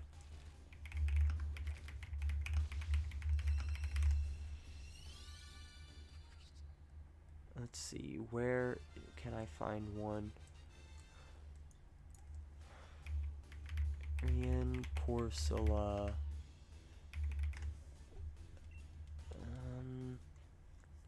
Dang, my go-to doesn't have it, or at least isn't showing up with it.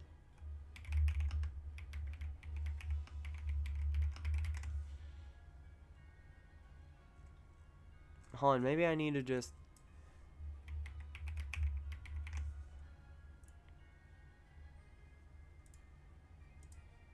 Maybe I just need to do this the normal way.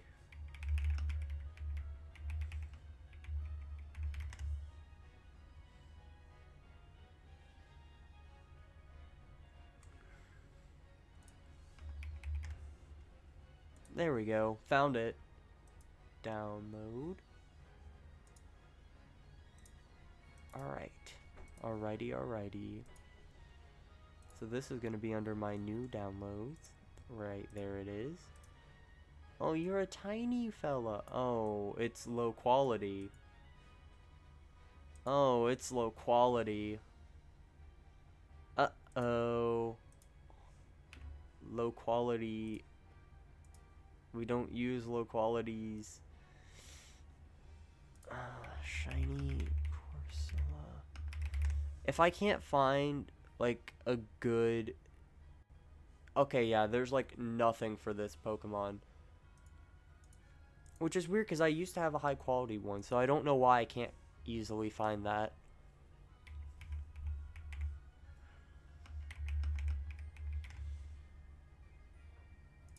I want to see if I can perhaps find just a download here, because this one I think might be a good quality. It just has to load because it's every Pokemon. Oh my gosh. It's literally everyone from Gen 8 as their non-shiny and shiny. Okay, I'm definitely way past it. What? Where are you in the dex?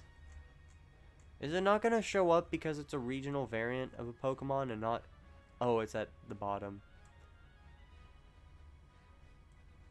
There it is.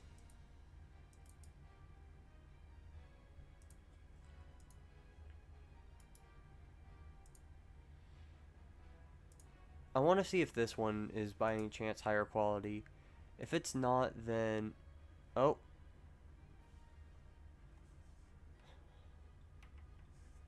I accidentally just straight up got rid of the source entirely. Let's see. How's this one look? Not much better. Oh. Illusion break. So, I'm just not going to use that one. I am just going to grab a regular image.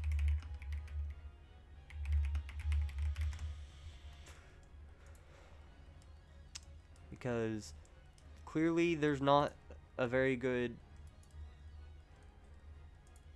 image of this. No, I don't want it saved like that.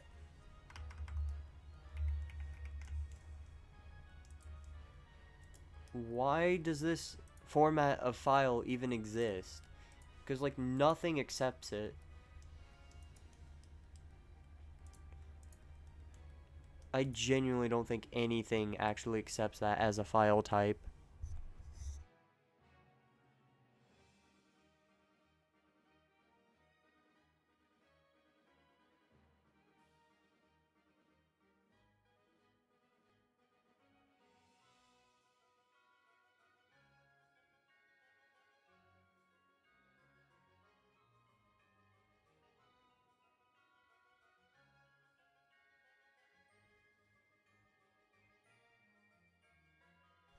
Alright, there we go.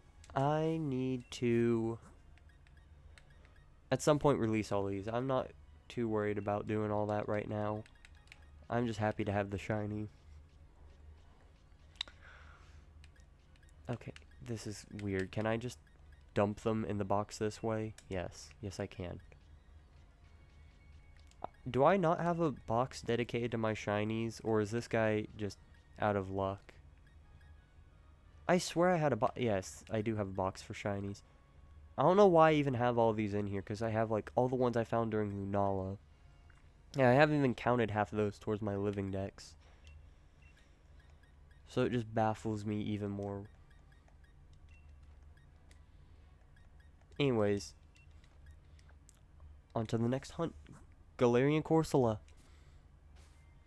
I need to heal these guys because I think they're all still worn out from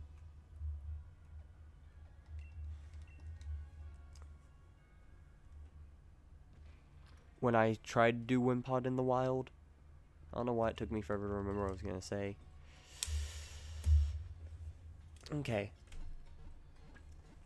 Am I going to be lucky and just have the right weather today? Or am I going to have to change my system's date? I will probably have to change the system date. But it'll be fun. I'll play a game of chance. I'm not going to look at the weather. I'm just going to assume that I'm going to have the right weather to begin with. I think this is the right weather over here, but this isn't where it spawns, so I need it to carry over into the next area, question mark? Literally just don't change weather. It's not the right weather. Darn. Alright. System, date and time. Turn that off, and I believe it is March 1st. Will get me the correct weather. Yes. I'm just gonna rezone the area. 377? Alrighty. We will see. Oops. This thing's gonna be kind of hard to spot. Okay. I'm not counting that towards the encounters. I think I'm only gonna count Pokemon that are what I encounter with the intention to get shiny. This is gonna be hard to spot. Both, actually not in the overworld, because that's one right there. The hardest part is just gonna be spotting the shiny, because I mean, with the colors and everything, and the fact that it barely changes, sometimes it can look more shiny than it actually is. So this is gonna be a huge guessing game. I guess I probably should check. I'm gonna see if another one wants to spawn in real quick. No. Okay. I need to check real quick how many I've already battled. I have no idea what number this is in the dex.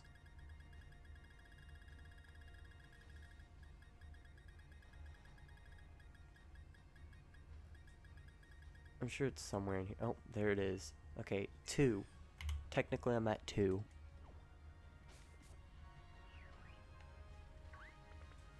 Okay, it's a 5% encounter, so it shouldn't be too hard to do.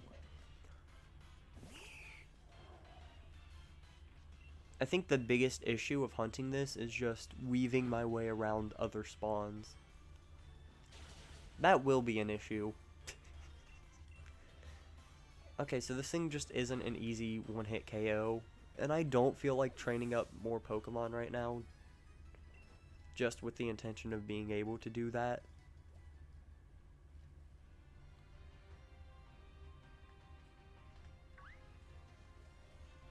All the flying Pokemon and everything are what make this really difficult, I think. Because, you know, they fly. They have it easier when it comes to chasing me down.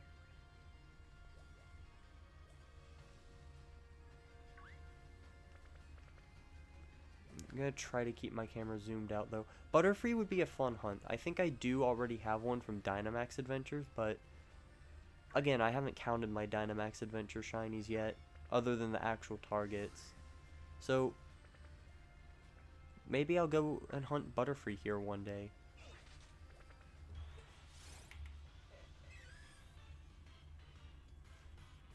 Oh, I need to change some details. Give me 1 second.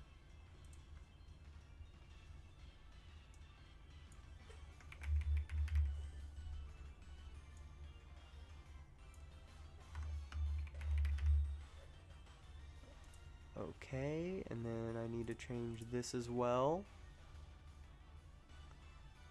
I think that's what I saved it as. Hold on. No, let me view this in an extra file format. Was it new project 3? Yes, it was. Open. Oh, it would let me preview it anyways. Dang it. Alright, I'll give it a second to update the details. There we go.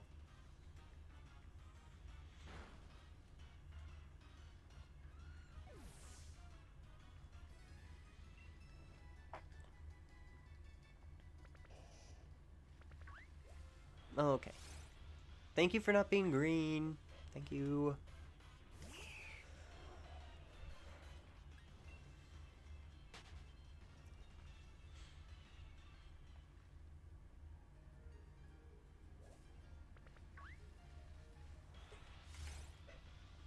Okay, so apparently I just got really lucky on that first one, being able to knock it out. Because every other time I've tried Dragon Pulse, it hasn't been a one-hit KO.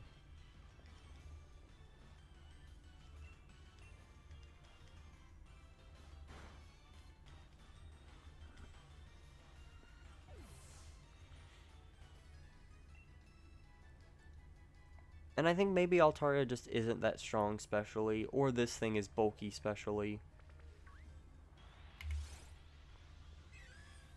I like how this thing has the kind of like Typhlosion model in a way. Where like outside of battle, it's just a round little lump. But in battle, it has all the coral.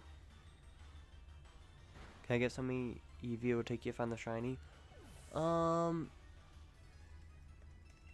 if you're doing this full odds, then I'll be generous and say like 2048. Cut your odds right in half. I need to see about farming or just buying more healing items. What? What? No, get out of here. No, no, no, no, no, no, no, no, no, no, no, no, no. You're done and over with. I'm done with you. That is a shiny I have already hunted. I do not need another right now.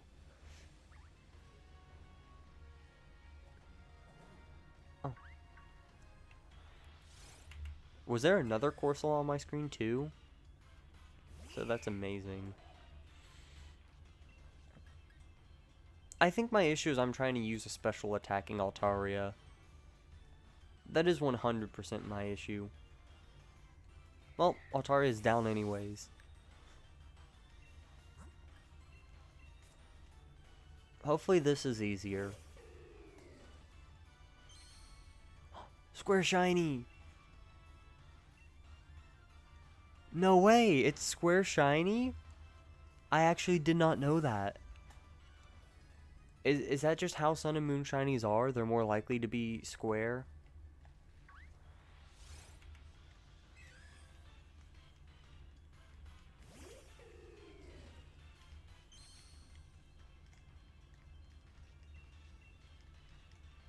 I wonder how many times I'm gonna get thrown off by hearing my own shiny.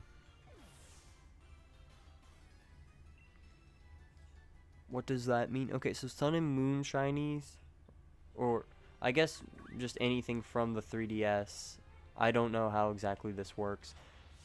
But, like, basically Sword and Shield has two different types of shinies. It has one that has square sparkles and one that has star sparkles. And so it's weird. I think the way they intended to program the game was everything was more likely to be star sparkles. but then there was like a 1 in 16 chance of a shiny having square sparkles instead. But it got coded weird, so now some things do actually work like that, but then some things like wild encounters are way more likely to be square sparkles. And I think it's only like a 1 in 40/96 chance of it being a star sparkle or something like that. I don't know. It's weird.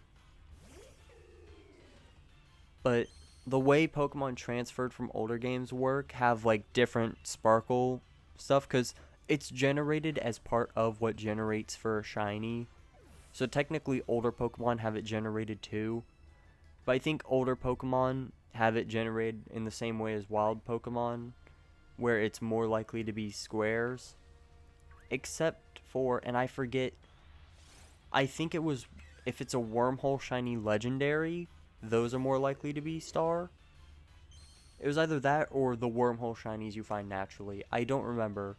I just remember something about Sun and Moon was more likely to be star than square. I just don't remember what. I'd have to look into that because that's a very interesting thing. Because, hold on, that is the wrong menu icon entirely. I just think that would be cool to look into to see what Pokemon might be what. And I think if it's something I can easily see, technically at some point I could view my Pokemon's internals through like PK Hex or something for my 3DS Pokemon and just see which ones would be eligible to be like square versus star.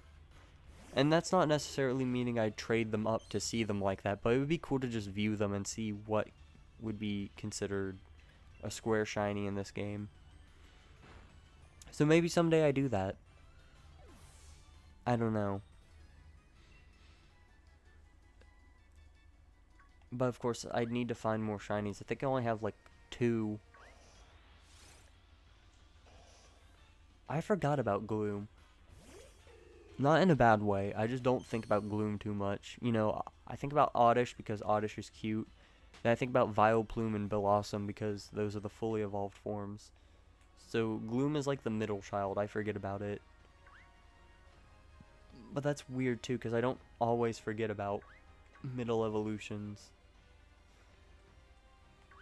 I guess Gloom just wasn't memorable enough for me. I don't know. Ooh, Corsola.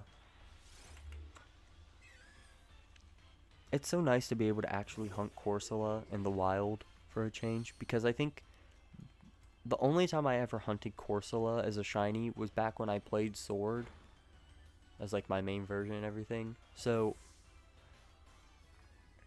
I had the Masuda method for it.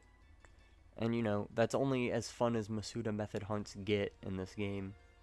I would know, I just hunted Wimpod with it.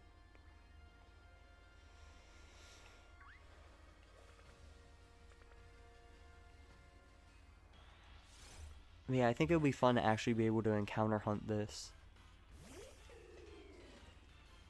And hopefully, I actually start seeing Brilliant Aura spawn soon. That'd also be a nice way to farm Watts.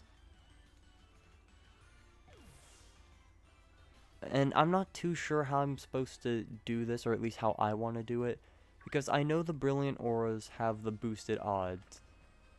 So, in reality, it's most effective to only encounter those, which probably saves time too with all the loading that goes on between battles. But like, at the same time, the way we did originally by not knowing, who's to say that's not just faster anyways because you see more? So I don't know. Of course, they become more likely to spawn as I get more KOs. And I also heard that apparently the time it takes to go from 300 KOs to 500 isn't very worth, because the time you would save by just encountering, like, it's just faster to do that and hit odds with 300 KO than it is to go to 500 and then hit odds with that. But then at the same time, you know, if you go all the way at 500, you have really boosted odds. And especially for something like this, like, I'm gonna have to hunt it again anyways. So maybe it is just worth it to go all the way, so that way the next hunt is more bearable. Because then I'm skipping the part where I have to do all those KOs. I don't know. I'll have to figure it out. Go away, Scorpion! No! I can hunt you in literally like 20 different games. Please go away. I already have one. I don't need two.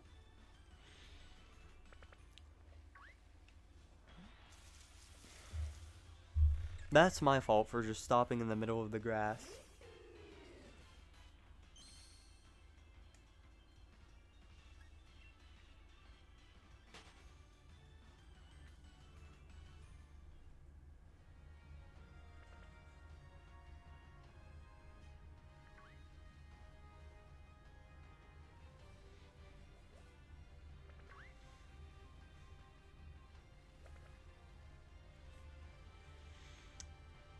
I don't know why I was about to go all the way like that. I can literally just spawn more Pokemon by walking. It's big enough grass.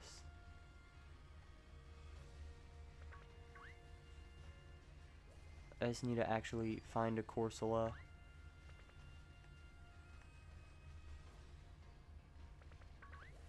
This is going to be one of the times the 5% encounter rate hurts me, isn't it?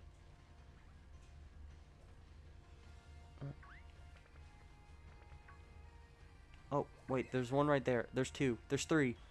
Oh my gosh, they're spawning like crazy.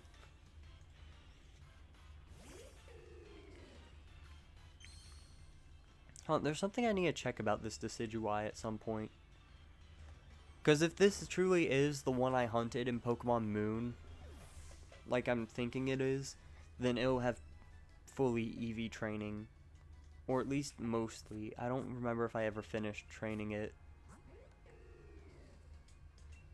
It is fully EV trained.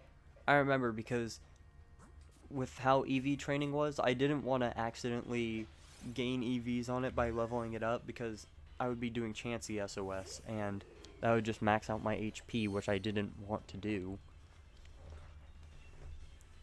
So I did this whole level 100 grind where I had a bunch of pickup Meowth in my party just to perhaps pick up rare candies at the end of every battle. And so I spammed doing that until I had 100 rare 99 rare candies. And then I used them to level up the Rowlet from level 1 to 100. And then I went and EV trained it. So yeah, pretty fun.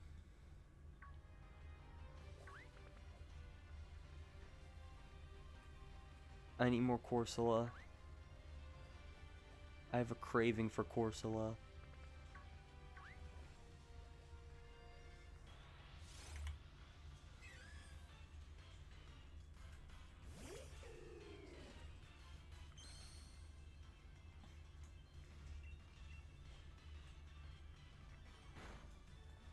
I'm hoping for a fast hunt, but not too fast.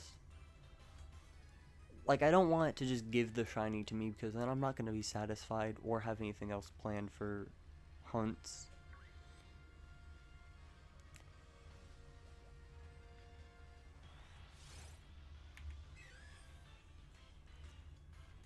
But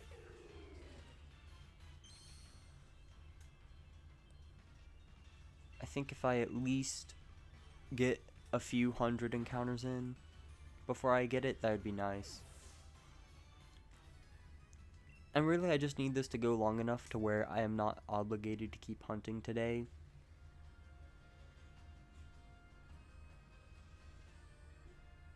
Because by that point, I at least have time to plan my next hunt before I have to worry about getting there.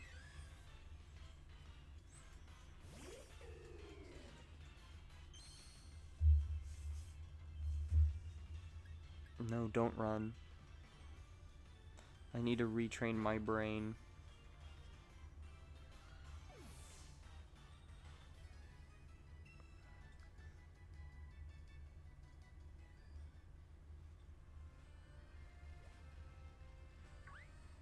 When am I gonna see brilliant ones?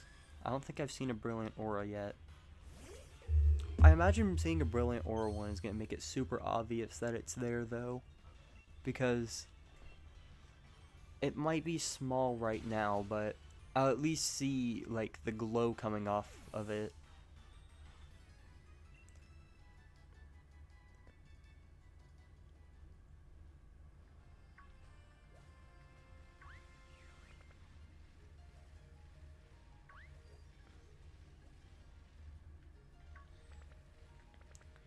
And especially with, like, the height of the other Pokemon that spawn here. Like, I would at least be able to tell if, like, the Butterfree that I've seen, I can tell when those are Brilliant Auras.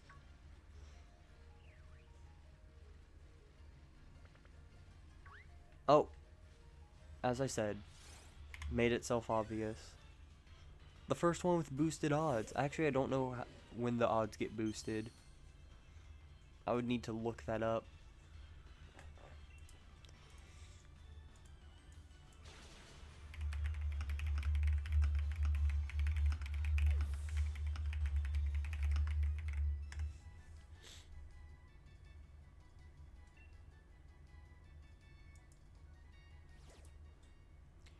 I need to see. Alright, here's an image. So, 50 battled ups it to 1 in 1024. So I don't even have boosted odds yet. So they're purely for the sake of encounters. Okay.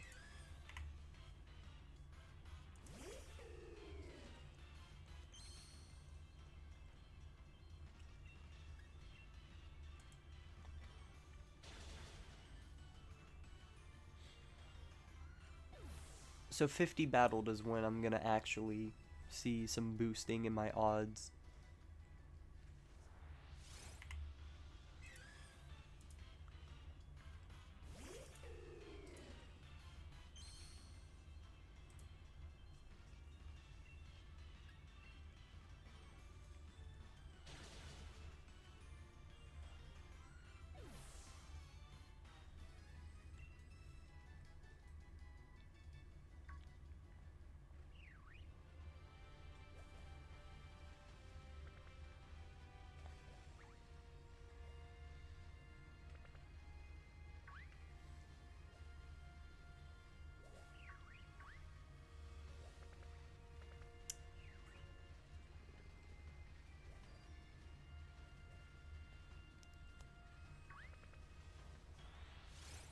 I feel like this patch is probably the better of the two to try to hunt it in. Or maybe 3. I forget if there's another patch in this area.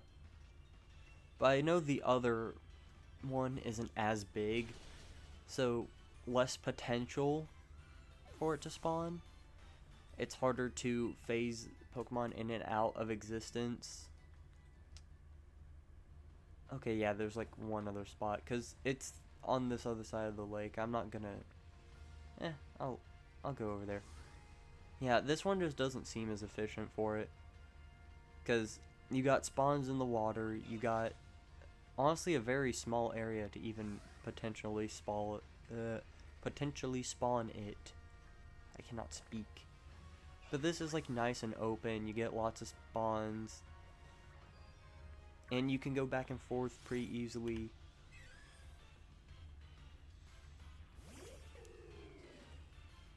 I feel like a normal Decidueye would probably be way faster for this, just because I get to skip the sparkles. Is that something they could possibly do? Disable your Pokemon doing their... Oh no, that would be dumb, because then wild Pokemon would also probably not sparkle.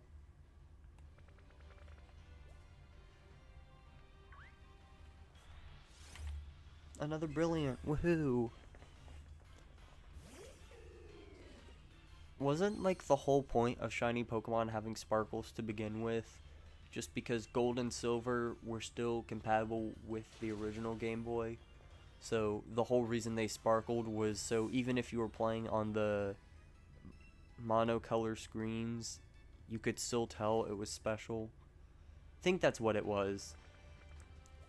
And that's something I've always thought about, like a shiny hunt on a regular Game Boy would be interesting, because you're not really able to tell when you find a shiny. You just have to listen and watch the game to see if you see the sparkling sound.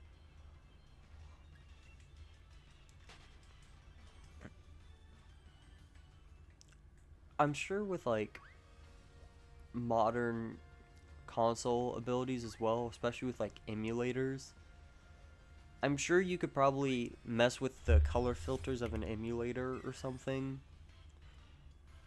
to where it displays the game as if it were on an original Game Boy. But then you always have that option if you're not sure or want to double check or whatever, where you can just change the colorings to actually show the Game Boy Color. I don't know. That'd be fun to mess around with, perhaps.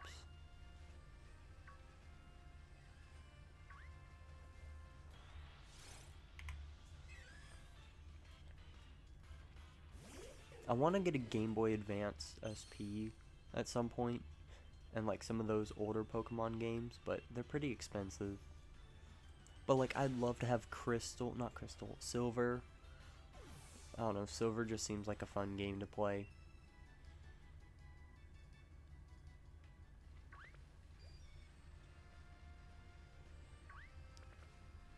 Sapphire I'd like to have.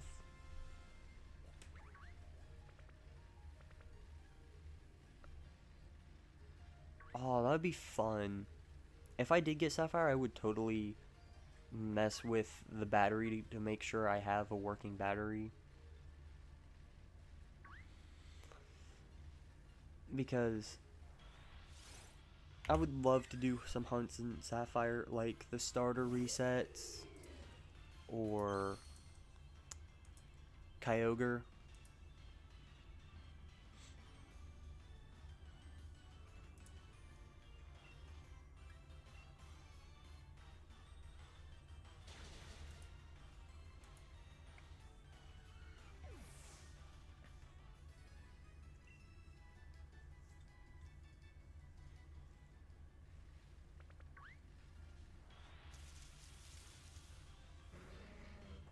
Kaboom.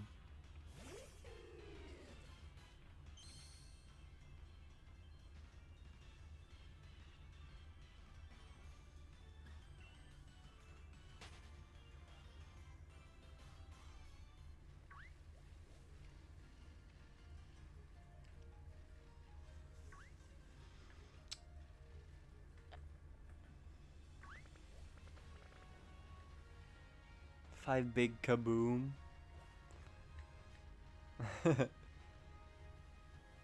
I would love to do some kind of shiny race with someone at some point. I just need to actually make friends that shiny hunt, or at least play Pokemon enough to know what a shiny hunt is.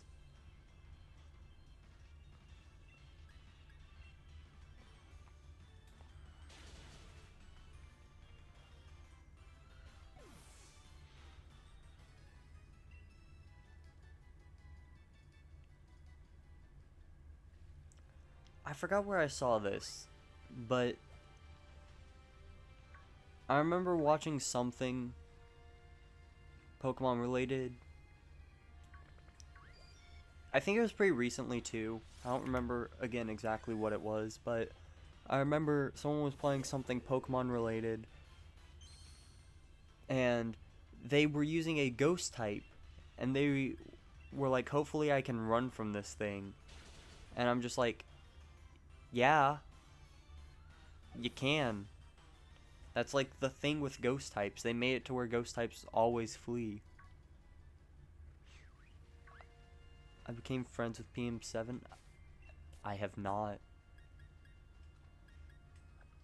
Aside from the Meryl I have, I am not friends with PM7. And I don't think I will ever.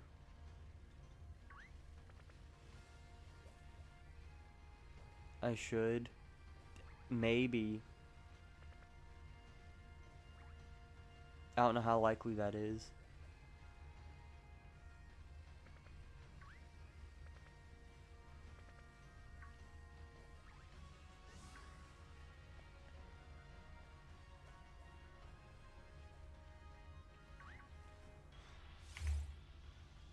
I am aware he does shiny hunts. So he does meet part of the criteria.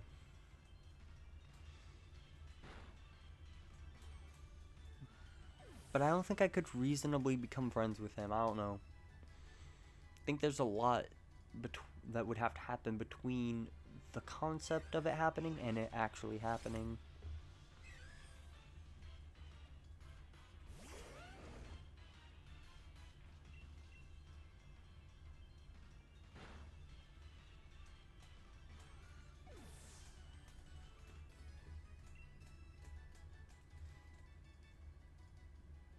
Hello. How's it going? I also think it's funny when it started having people being like, yeah, we were wrong. We found out the brilliant Pokemon actually are the ones with boosted odds. You know, I still feel like not knowing that hunting was definitely done more efficient anyways, because like, especially like, I guess if we're talking like, I don't know, for example, Zigzagoon on Route 3, like, yeah, it is probably way more efficient to only encounter the brilliant Pokemon. But for something like Corsola, like, it's barely spawning anyways. I feel like it's more efficient to just encounter everything, because that's probably going to get me a shiny quicker than only going for the brilliance. Also, happy birthday. Hopefully you have infinite shiny luck for years to come. And hopefully none of your save files get corrupted.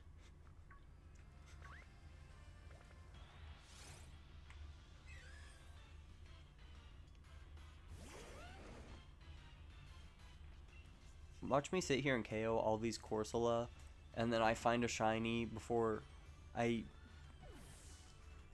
Well, first of all, I find a shiny on one that isn't brilliant, but also before I find...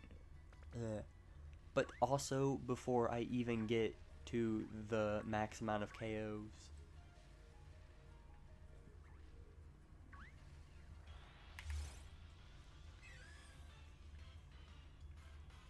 Because then it would have been faster to just run from everything.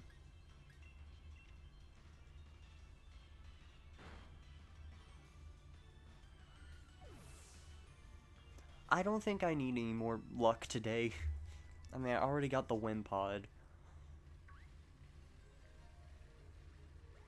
I don't really need another shiny today.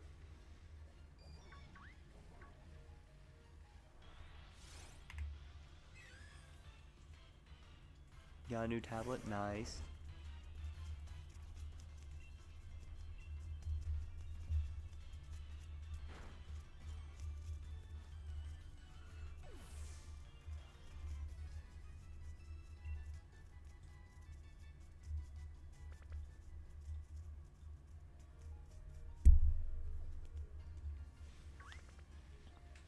I wish this game gave abilities that work like magnet pull and stuff to every type.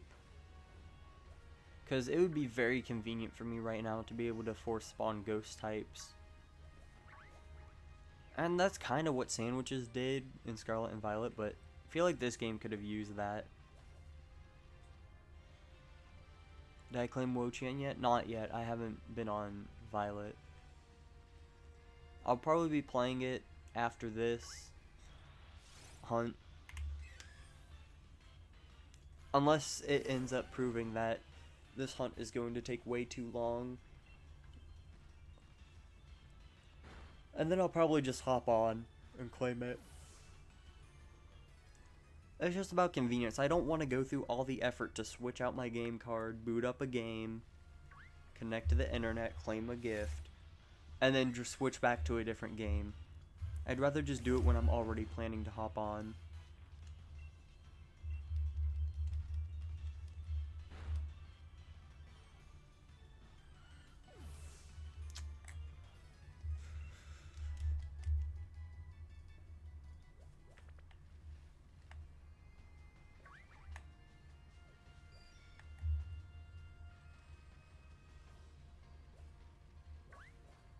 I haven't been doing the Chien Pao a lot since it came out. How many more days are left on that? Because I think it's already been a week, hasn't it? Because I think it dropped like the day before I started. It was the day before I started doing it, but then I was doing it. I don't remember. It's been about a week though. You're gonna go eat? Nice, nice. Enjoy. Enjoy the food. Food is yummy.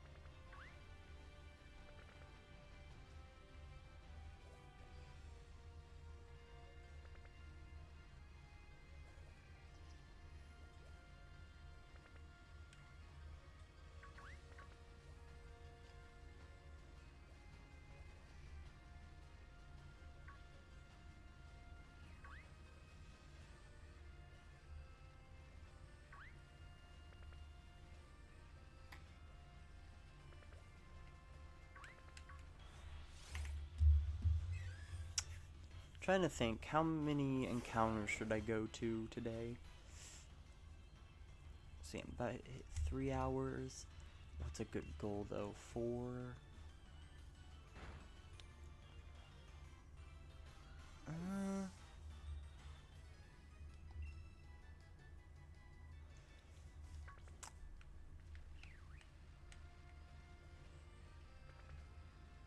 I'll see how long I've been going when I hit 200 maybe. And I'll probably judge from there.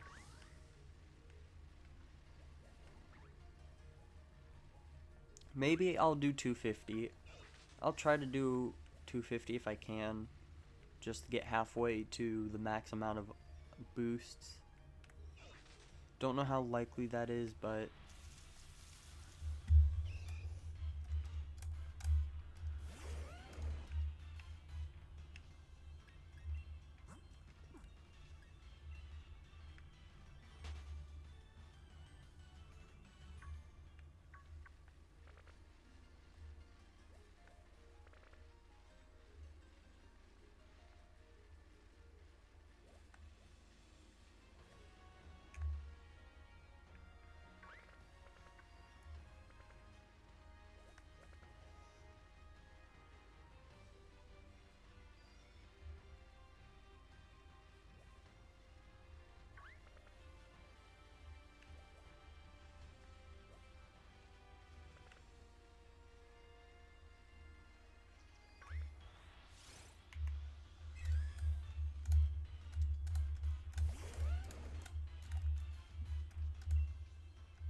I don't even know if I can hit 250 with how long some of these encounters take.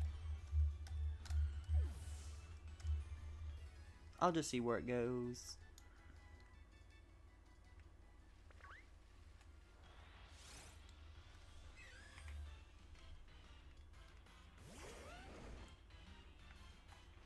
Hopefully the pace gets picked up as I go.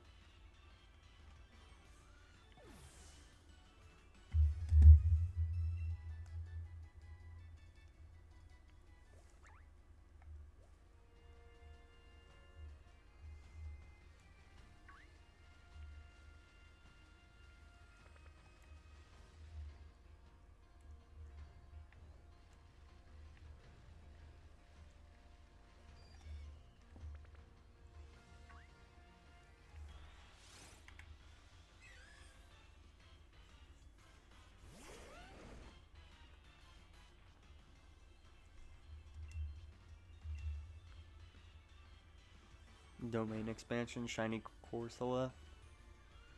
Yeah.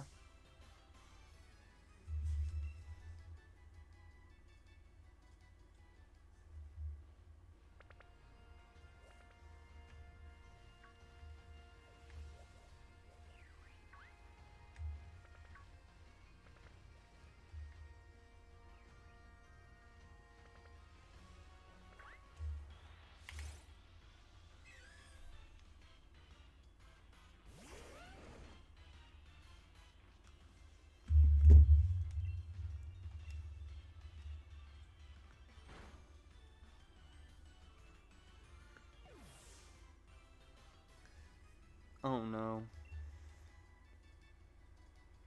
We're domain expansioning the Corsolas now.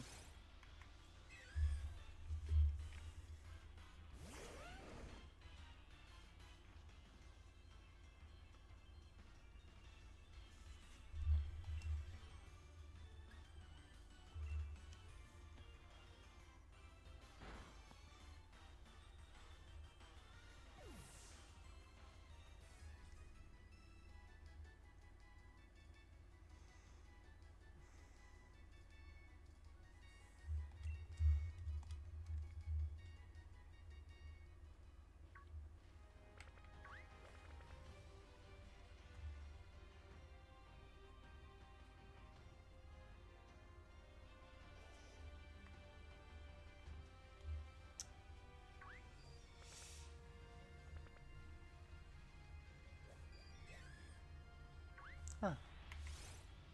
Corsola.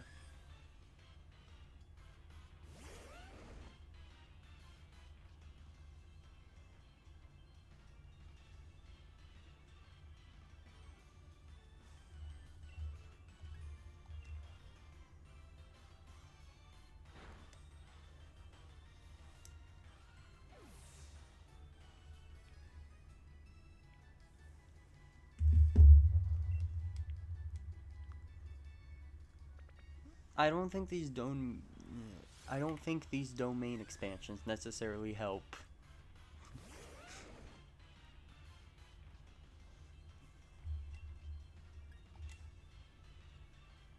You have to do more? No. No. They've already filled up everything. Do you have to do more?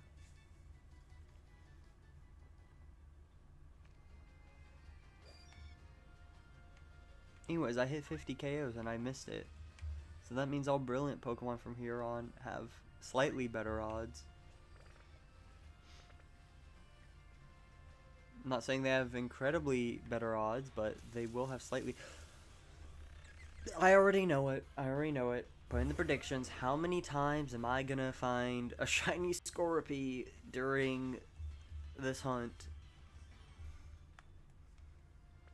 At least once. It's gotta happen once, I'm sure.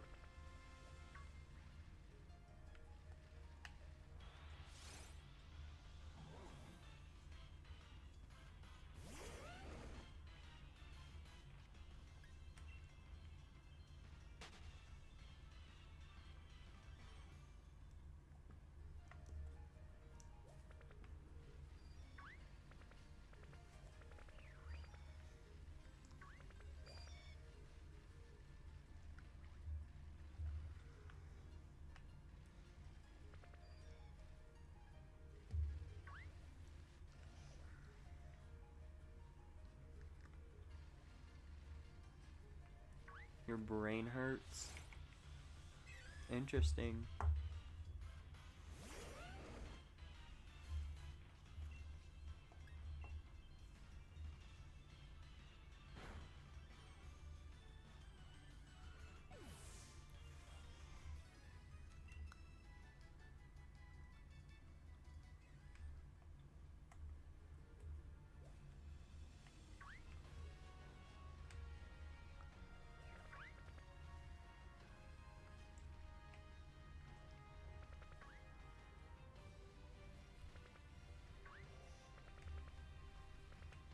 Oh, another one.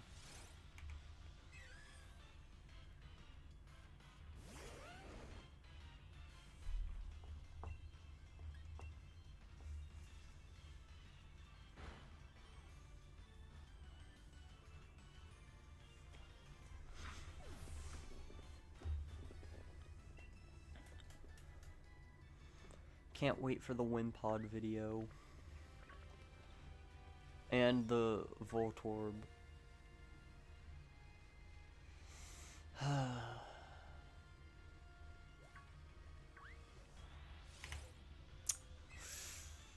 Yikes. I'm falling behind. And the badge quest video that I am working on, I promise. I'm taking a break from it right now just because I have other things that are more important in life. But I think what I'm going to start doing is, since a lot of the shinies did happen within the same sitting, what I'm going to do is each shiny segment I do by the sitting. So like, if I found multiple in one go, or I guess one stream rather, then I will sit down and do all the ones I found. And the next time I work on it, I do all the ones I found during that. Just so that way I'm making consistent progress that isn't one a day. Because if I did one a day, then it would take forever to get done. Gotta do domain expansion till you reach 10. Okay.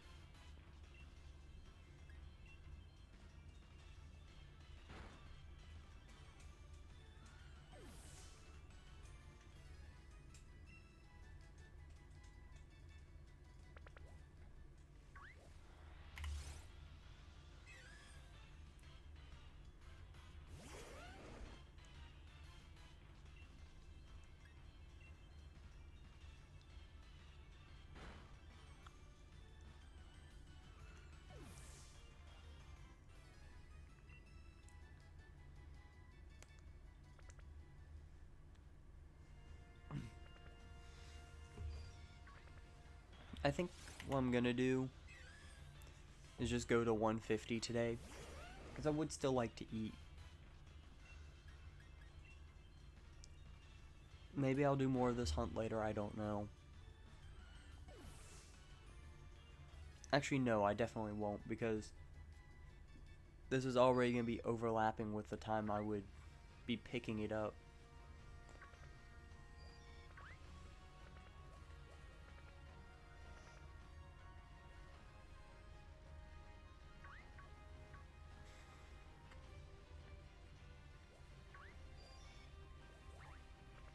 Plus, I got stuff to do tomorrow, so I can't really go late.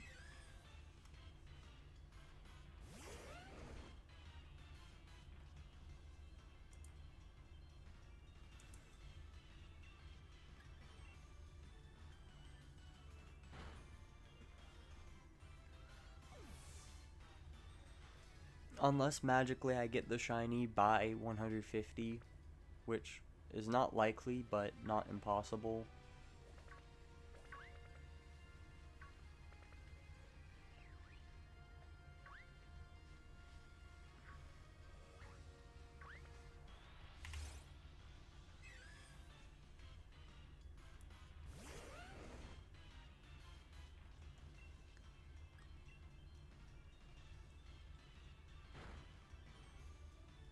I'm going to do the shiny Corsola song? Okay.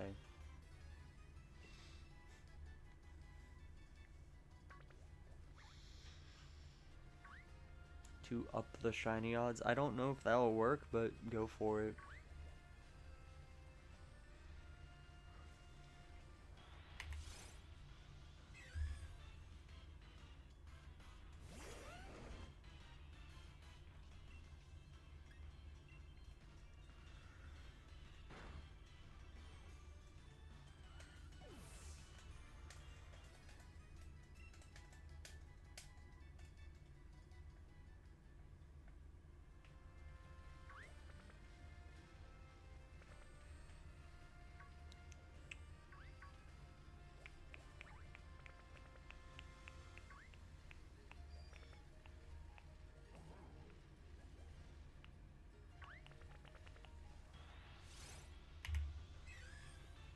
Corsola.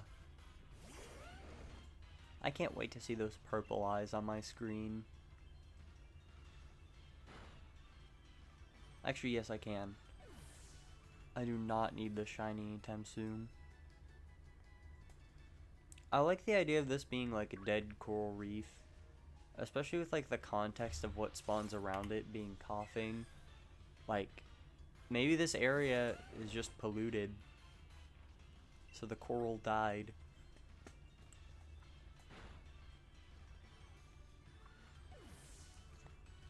But apparently dead coral can also get stronger and continue to grow, whereas the normal coral doesn't. Corsola would be so cool to see as an evolution for the regular form as well. But why am I saying words combined in weird ways like Badala? But I don't think that's gonna happen, or at least not Corsola. It would be some different evolution because like I don't see how Corsola would make sense since that kind of plays off the curse and death and everything.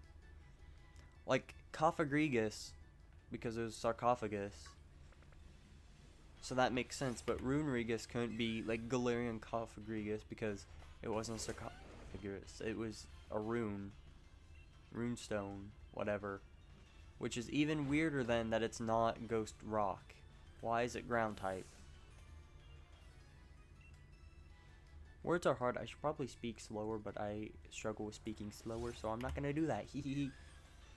Shiny, shiny, shiny, Corsola.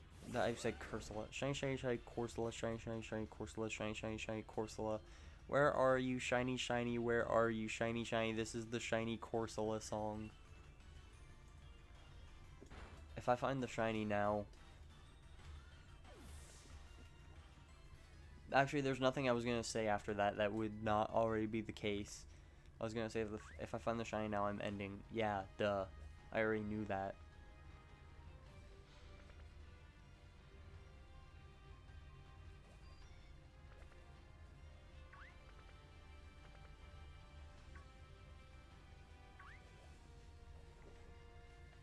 I would appreciate if I could see another Brilliant Aura one, but I don't know the likelihood of that happening with how rare it already is to see a spawn.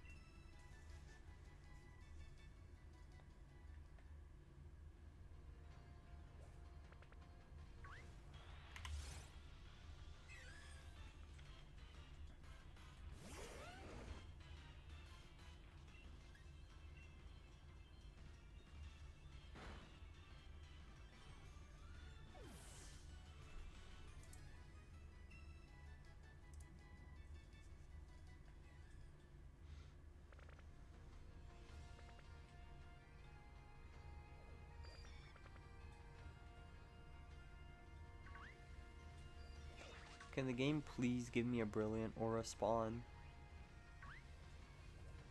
I would like to see another one.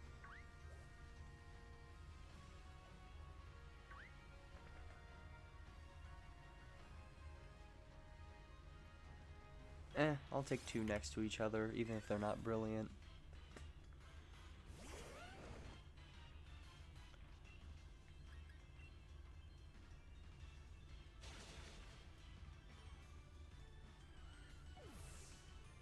Still trying to get a shiny Eevee. Good luck with that.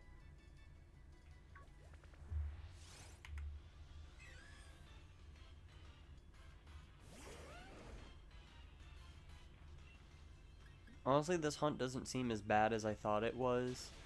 Because, like, the shiny... first of all, it's not going to have a white top to it. It's going to be gray. And, like, comparing it to the shiny that I have shown, like, it already seems very obvious difference between the white and the gray. But also, its eyes are going to be purple, not pink. So, I feel like that's just going to make it really easy to spot the difference. So I'm not too worried about this hunt.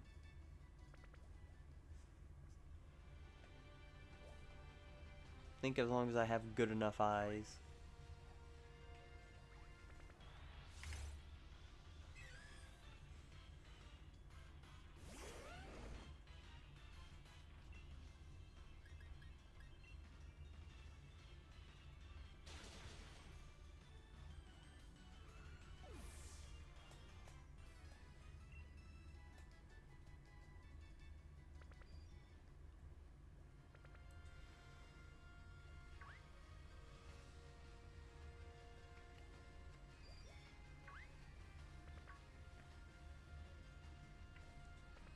Black and white remake confirmed. I would love black and white remakes. Maybe not remakes, I don't know.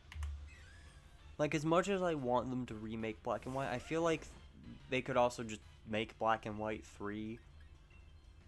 Because, like, if they give us black and white remakes, that's gonna be so weird. Because that then either comes with the pressure of why I say we? That either comes with the pressure of also remaking black and white 2 at some point. Or they're just gonna remake one and forget the other. They're gonna remake black and white and throw in a bit of black 2, white 2 features. Or they're just gonna make some brand new game that is neither black and white or black 2, white 2. Because that's just an interesting situation they have themselves set up for by going for a sequel rather than a third version.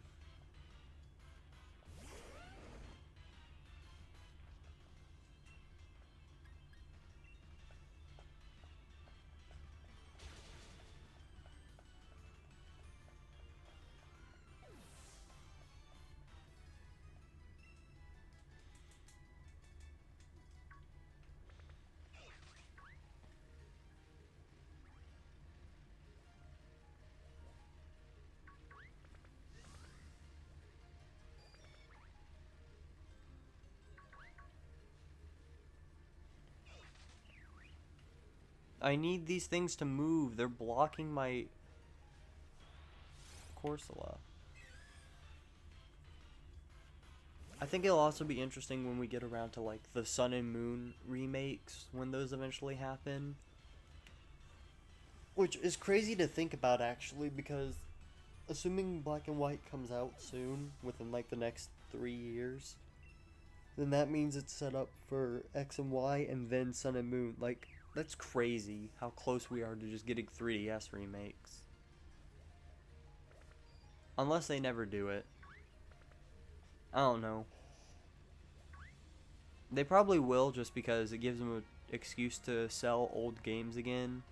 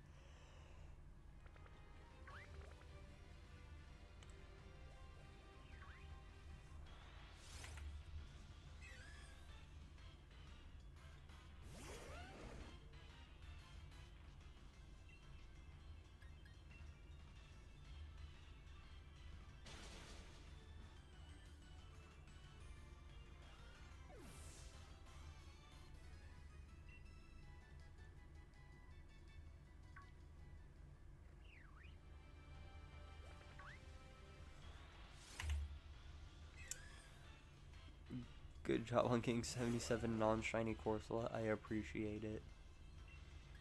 I'm trying my best.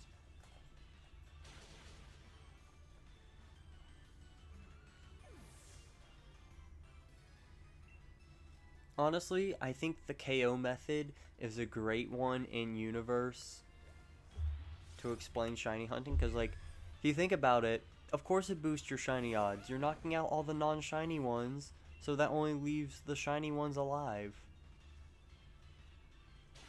I think it would be funny, like, if it weren't for the fact that the game kind of needs to have infinite Pokemon and everything. Like, I think it'd be funny if, like, in universe there were only so many of every Pokemon, and that, like, explains their rarity, you know? Because only so many of them can spawn. So then, on top of that, only so many can be shiny. So then, like, if you KO all the non-shinies, you only can find the shiny ones from then on.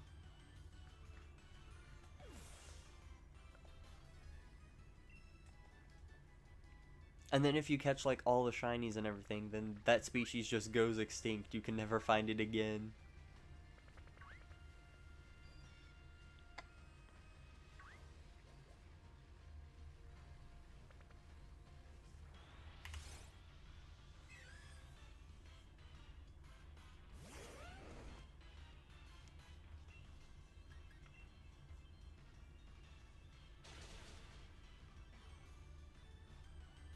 Well, it's because it has multiple cells, you know? So there's 100 cells of it, which if you have all 100, or I guess with how Sword and Shield works, since they don't do the cells in this game, it's just if you have the right ability, because they're always at 100 form, then think about it. You know, it splits into 100 cells, which is why Gen 7 gave us the complete or whatever. Which, by the way, I wish the shiny for that would have swapped the blue and red to be orange and purple, because then it would be like going from the X and Y colors to the sun and moon colors. But, anyways, you know, you have that 100% form with all 100 cells, but then that can be split into the 50% form, which is the snake, and then from there, you know, you're left with another 50%. Split that into 10%. So you have a sparkly dog, 4 normal dogs, and then a sparkly snake. I guess technically wouldn't they all be shiny? How does that work? Does one shiny Zygarde cell lead to every form of it being shiny? Or do all the cells need to be shiny? And if so, like, how does that work in universe, you know? Because if there's 100 cells, would they all have to collectively be shiny? Or is it something where once one is shiny, they're all shiny?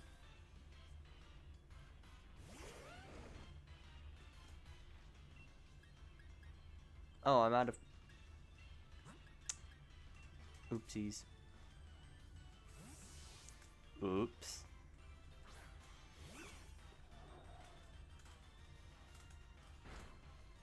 Look at my little apple.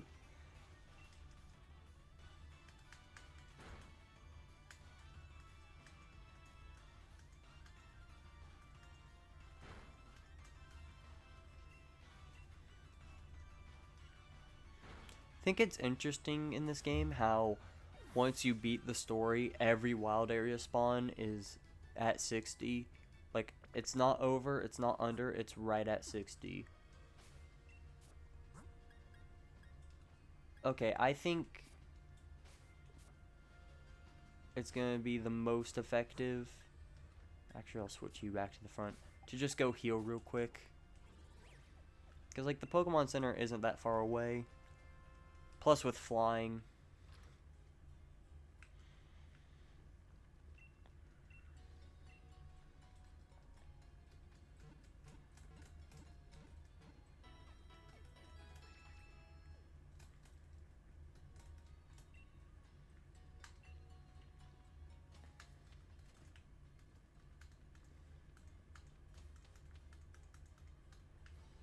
Okay, I hate that. The way the camera works just really messes with me. Stuffle is going to be a fun hunt to do. See, it's so cool to think about this game for like more than 5 seconds and realize how many hunts are still exclusive to Sword and Shield right now. Just because they weren't put into Legends, they weren't put into BDSP, they weren't put into Scarlet Violet.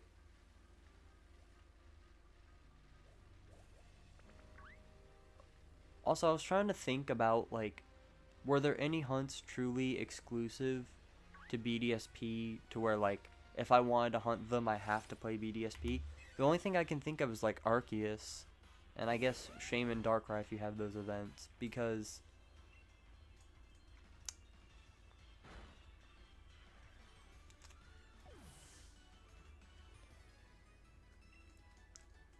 like, all the Sinnoh Pokemon are already in Legends Arceus. Like, that's the one thing you can count on with that dex is all the Sinnoh Pokemon are in that game.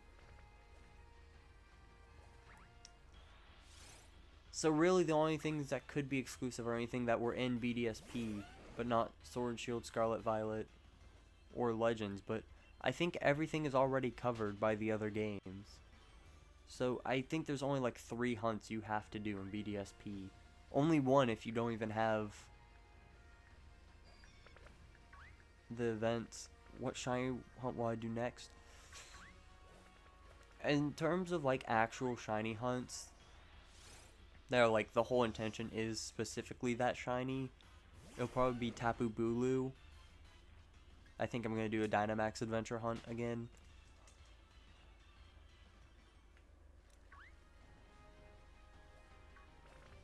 But I think Sylveon technically will be the next hunt, because I think I'm gonna just go ahead and do that whole event that I planned on. Because again, I don't want to get so far behind on planning for that by the time I'm ready to do it, I need to start planning for the next goal. So technically Sylveon might be next, it just depends on if I'm in the mood and have the ability to do all that. But that's not necessarily the hunt for the shiny, it's more so just for fun.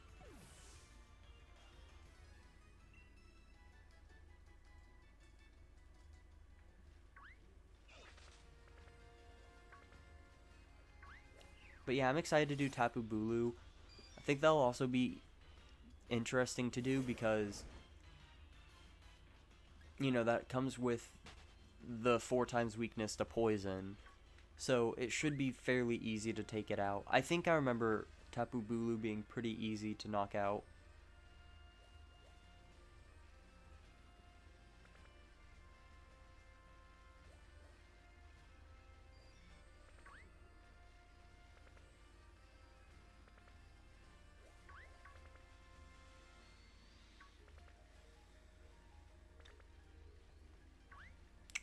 I need to prepare for Dynamax Adventures, but I don't know necessarily how that's gonna go because that implies that I'm going to have to prepare the routes across my games so that I can easily set up for all the hunts.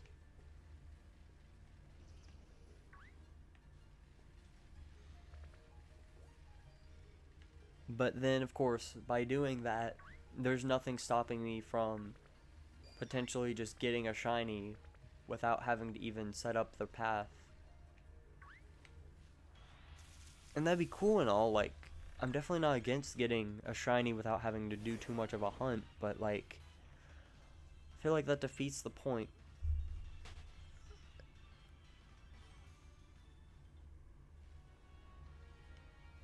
I guess as long as I'm prepared in the moment where you actually get to see all the Pokemon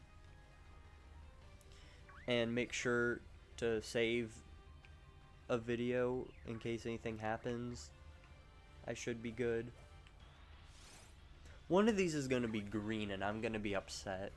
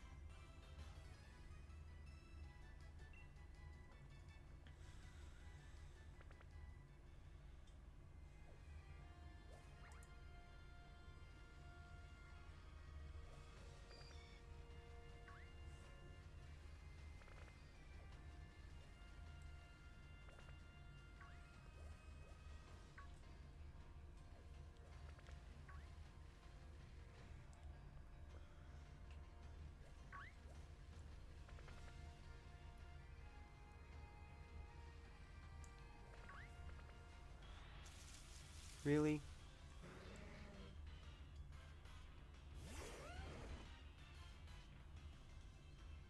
Unbelievable.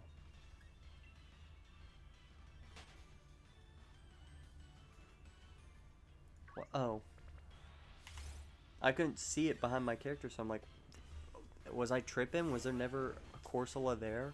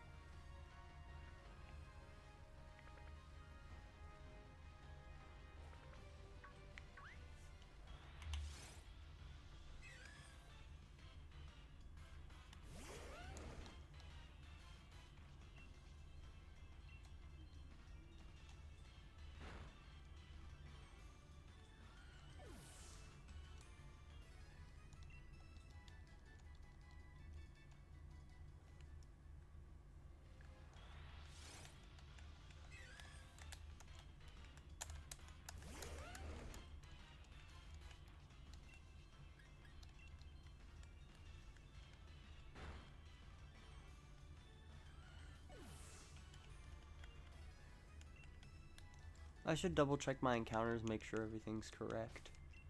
Nope, not the map, not the map, not the map.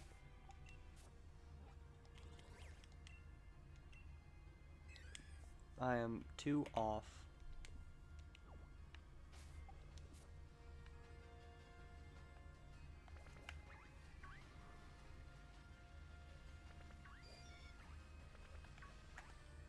So at some point, I just completely forgot to up the encounters.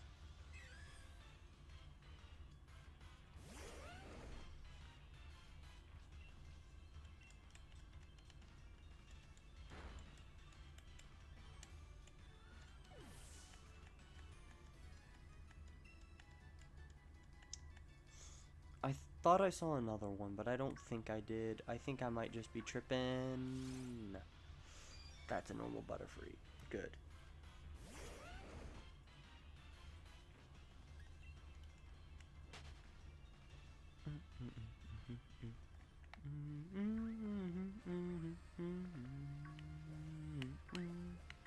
Oh. Corsola.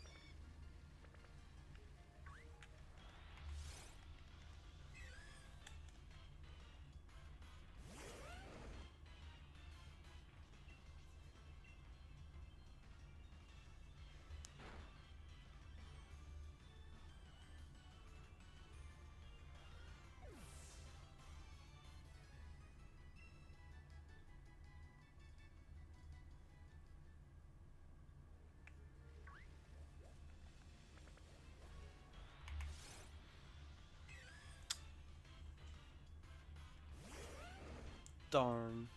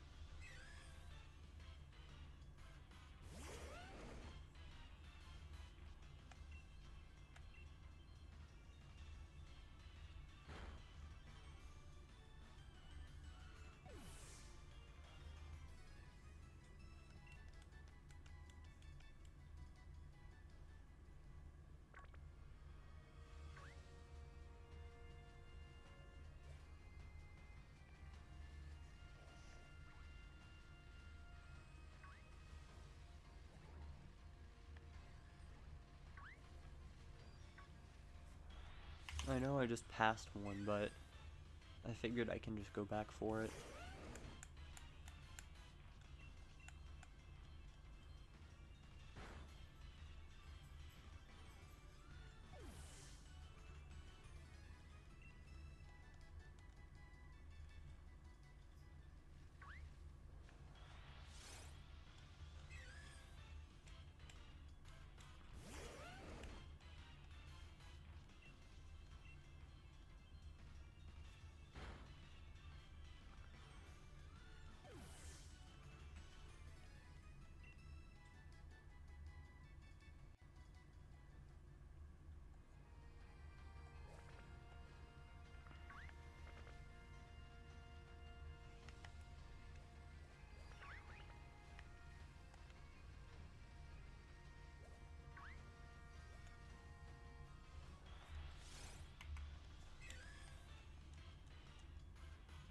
Okay.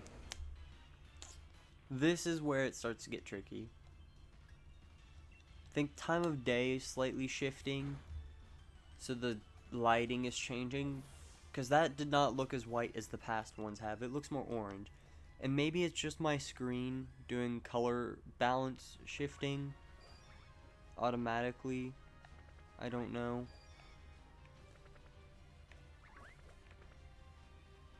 But that one definitely did not look normal. Also, yeah, I knew I hit 100. I don't know why it didn't increment. Alright, I could go to 150, but I think what I'm just going to do is go until I encounter one more brilliant. Because I haven't even seen that many. So honestly, I'll just go until I see a brilliant Corsola.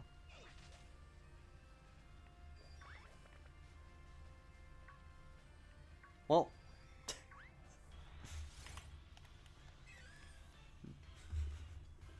I'll go for another one. That was kind of unfair.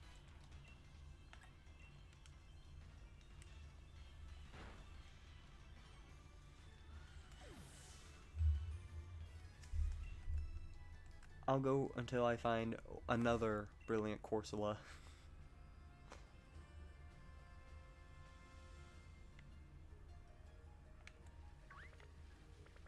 Although I do think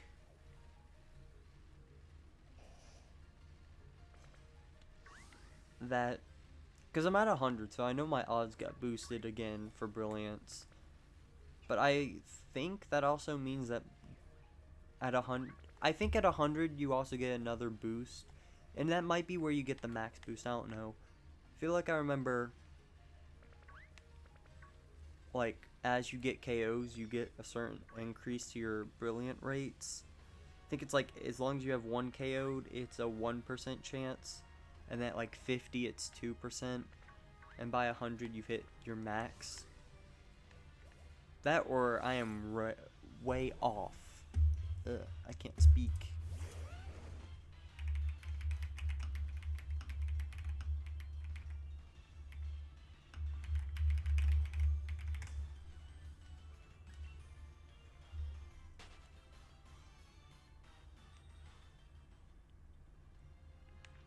Okay, I must be way off, because it is a base 1%, but apparently it's only 3% after 500 KOs. I don't know if that's necessarily true or not.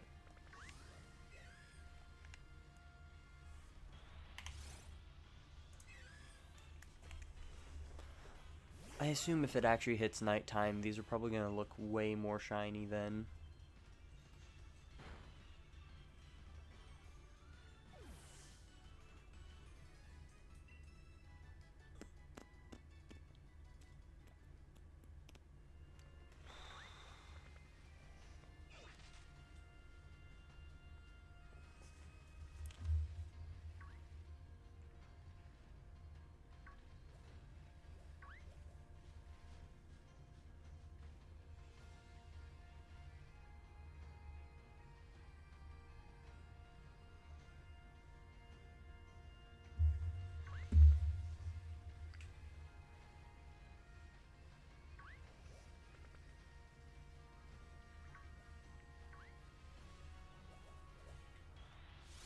Of course, Corsola now just isn't going to spawn. Monkey. I don't want to, monkey, sir. I like laminated grapes.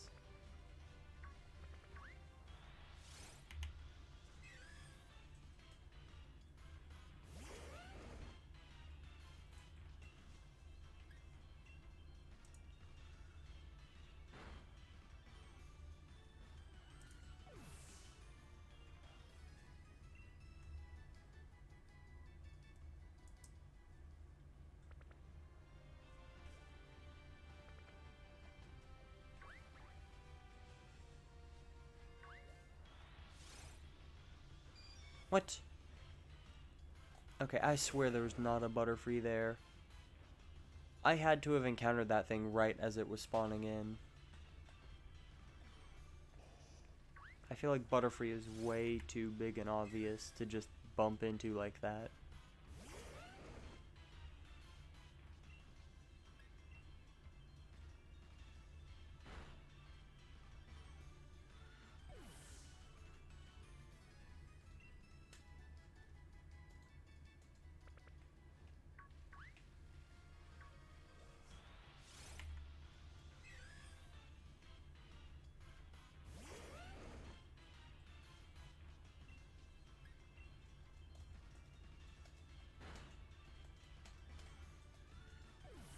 Hello. Probably won't be going too much longer. I want to see if I can get one more Brilliant before I end, but I don't know how likely that'll be. Just because I'm getting hungry. It's about time to eat. I have other things to work on.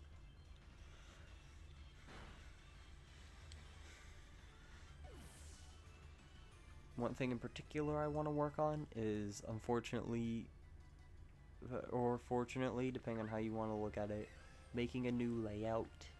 Because I don't really like this one too much. I don't know, it just feels too bright for my liking. And purple is my favorite color. I like Pokemon Moon, so I kind of want to make one that's more moon themed.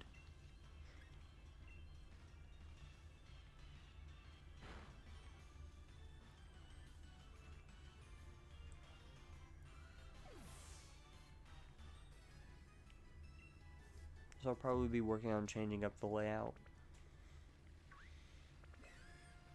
I just have to see, like, how that would go.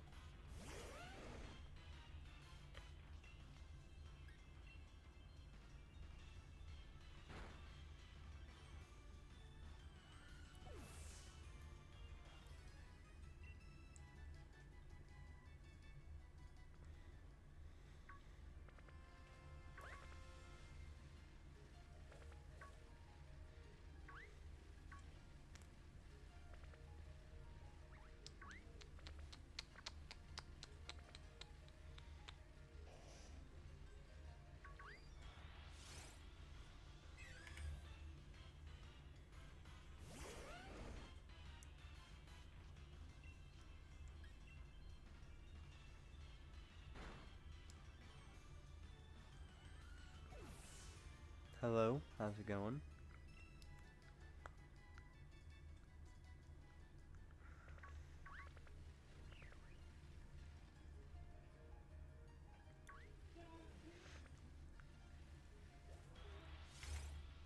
Okay then.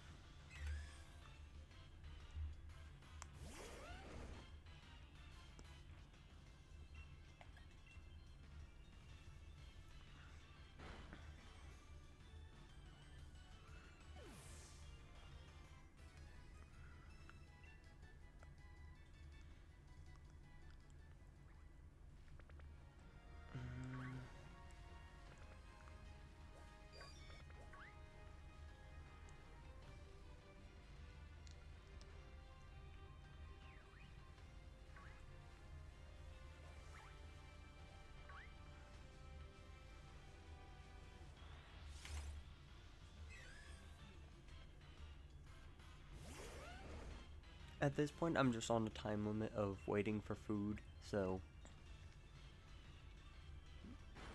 I'm just gonna end as soon as my food is ready, which could be any minute now. So every Corsola is potentially the last Corsola of today, which is crazy.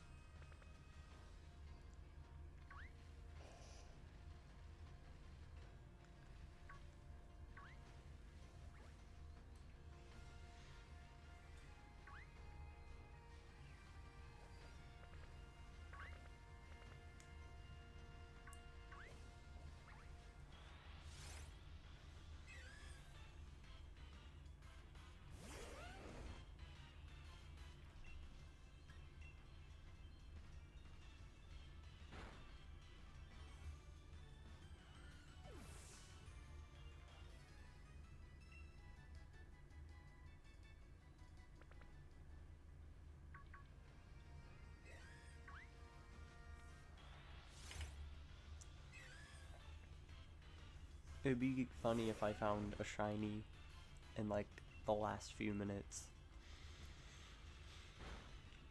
I doubt it. Whoa, it didn't faint? That's actually insane. I don't think it's ever lived that move before. That has to have been an insanely low roll for it to live. Because otherwise there's no way it's been fainting every other time I use that move.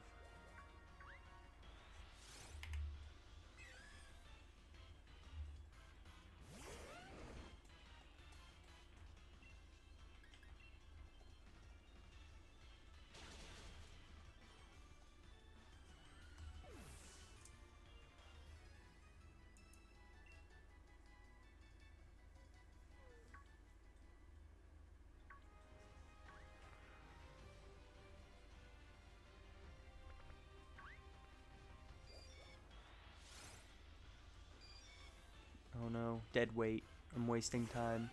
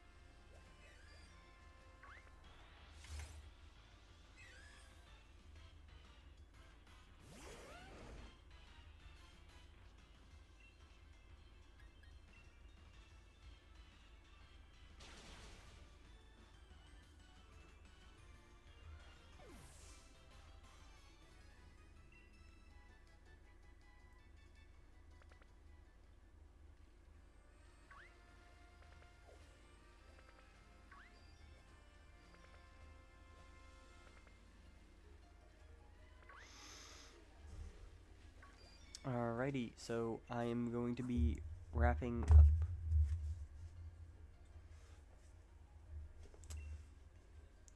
No shiny Corsola today, but maybe next time.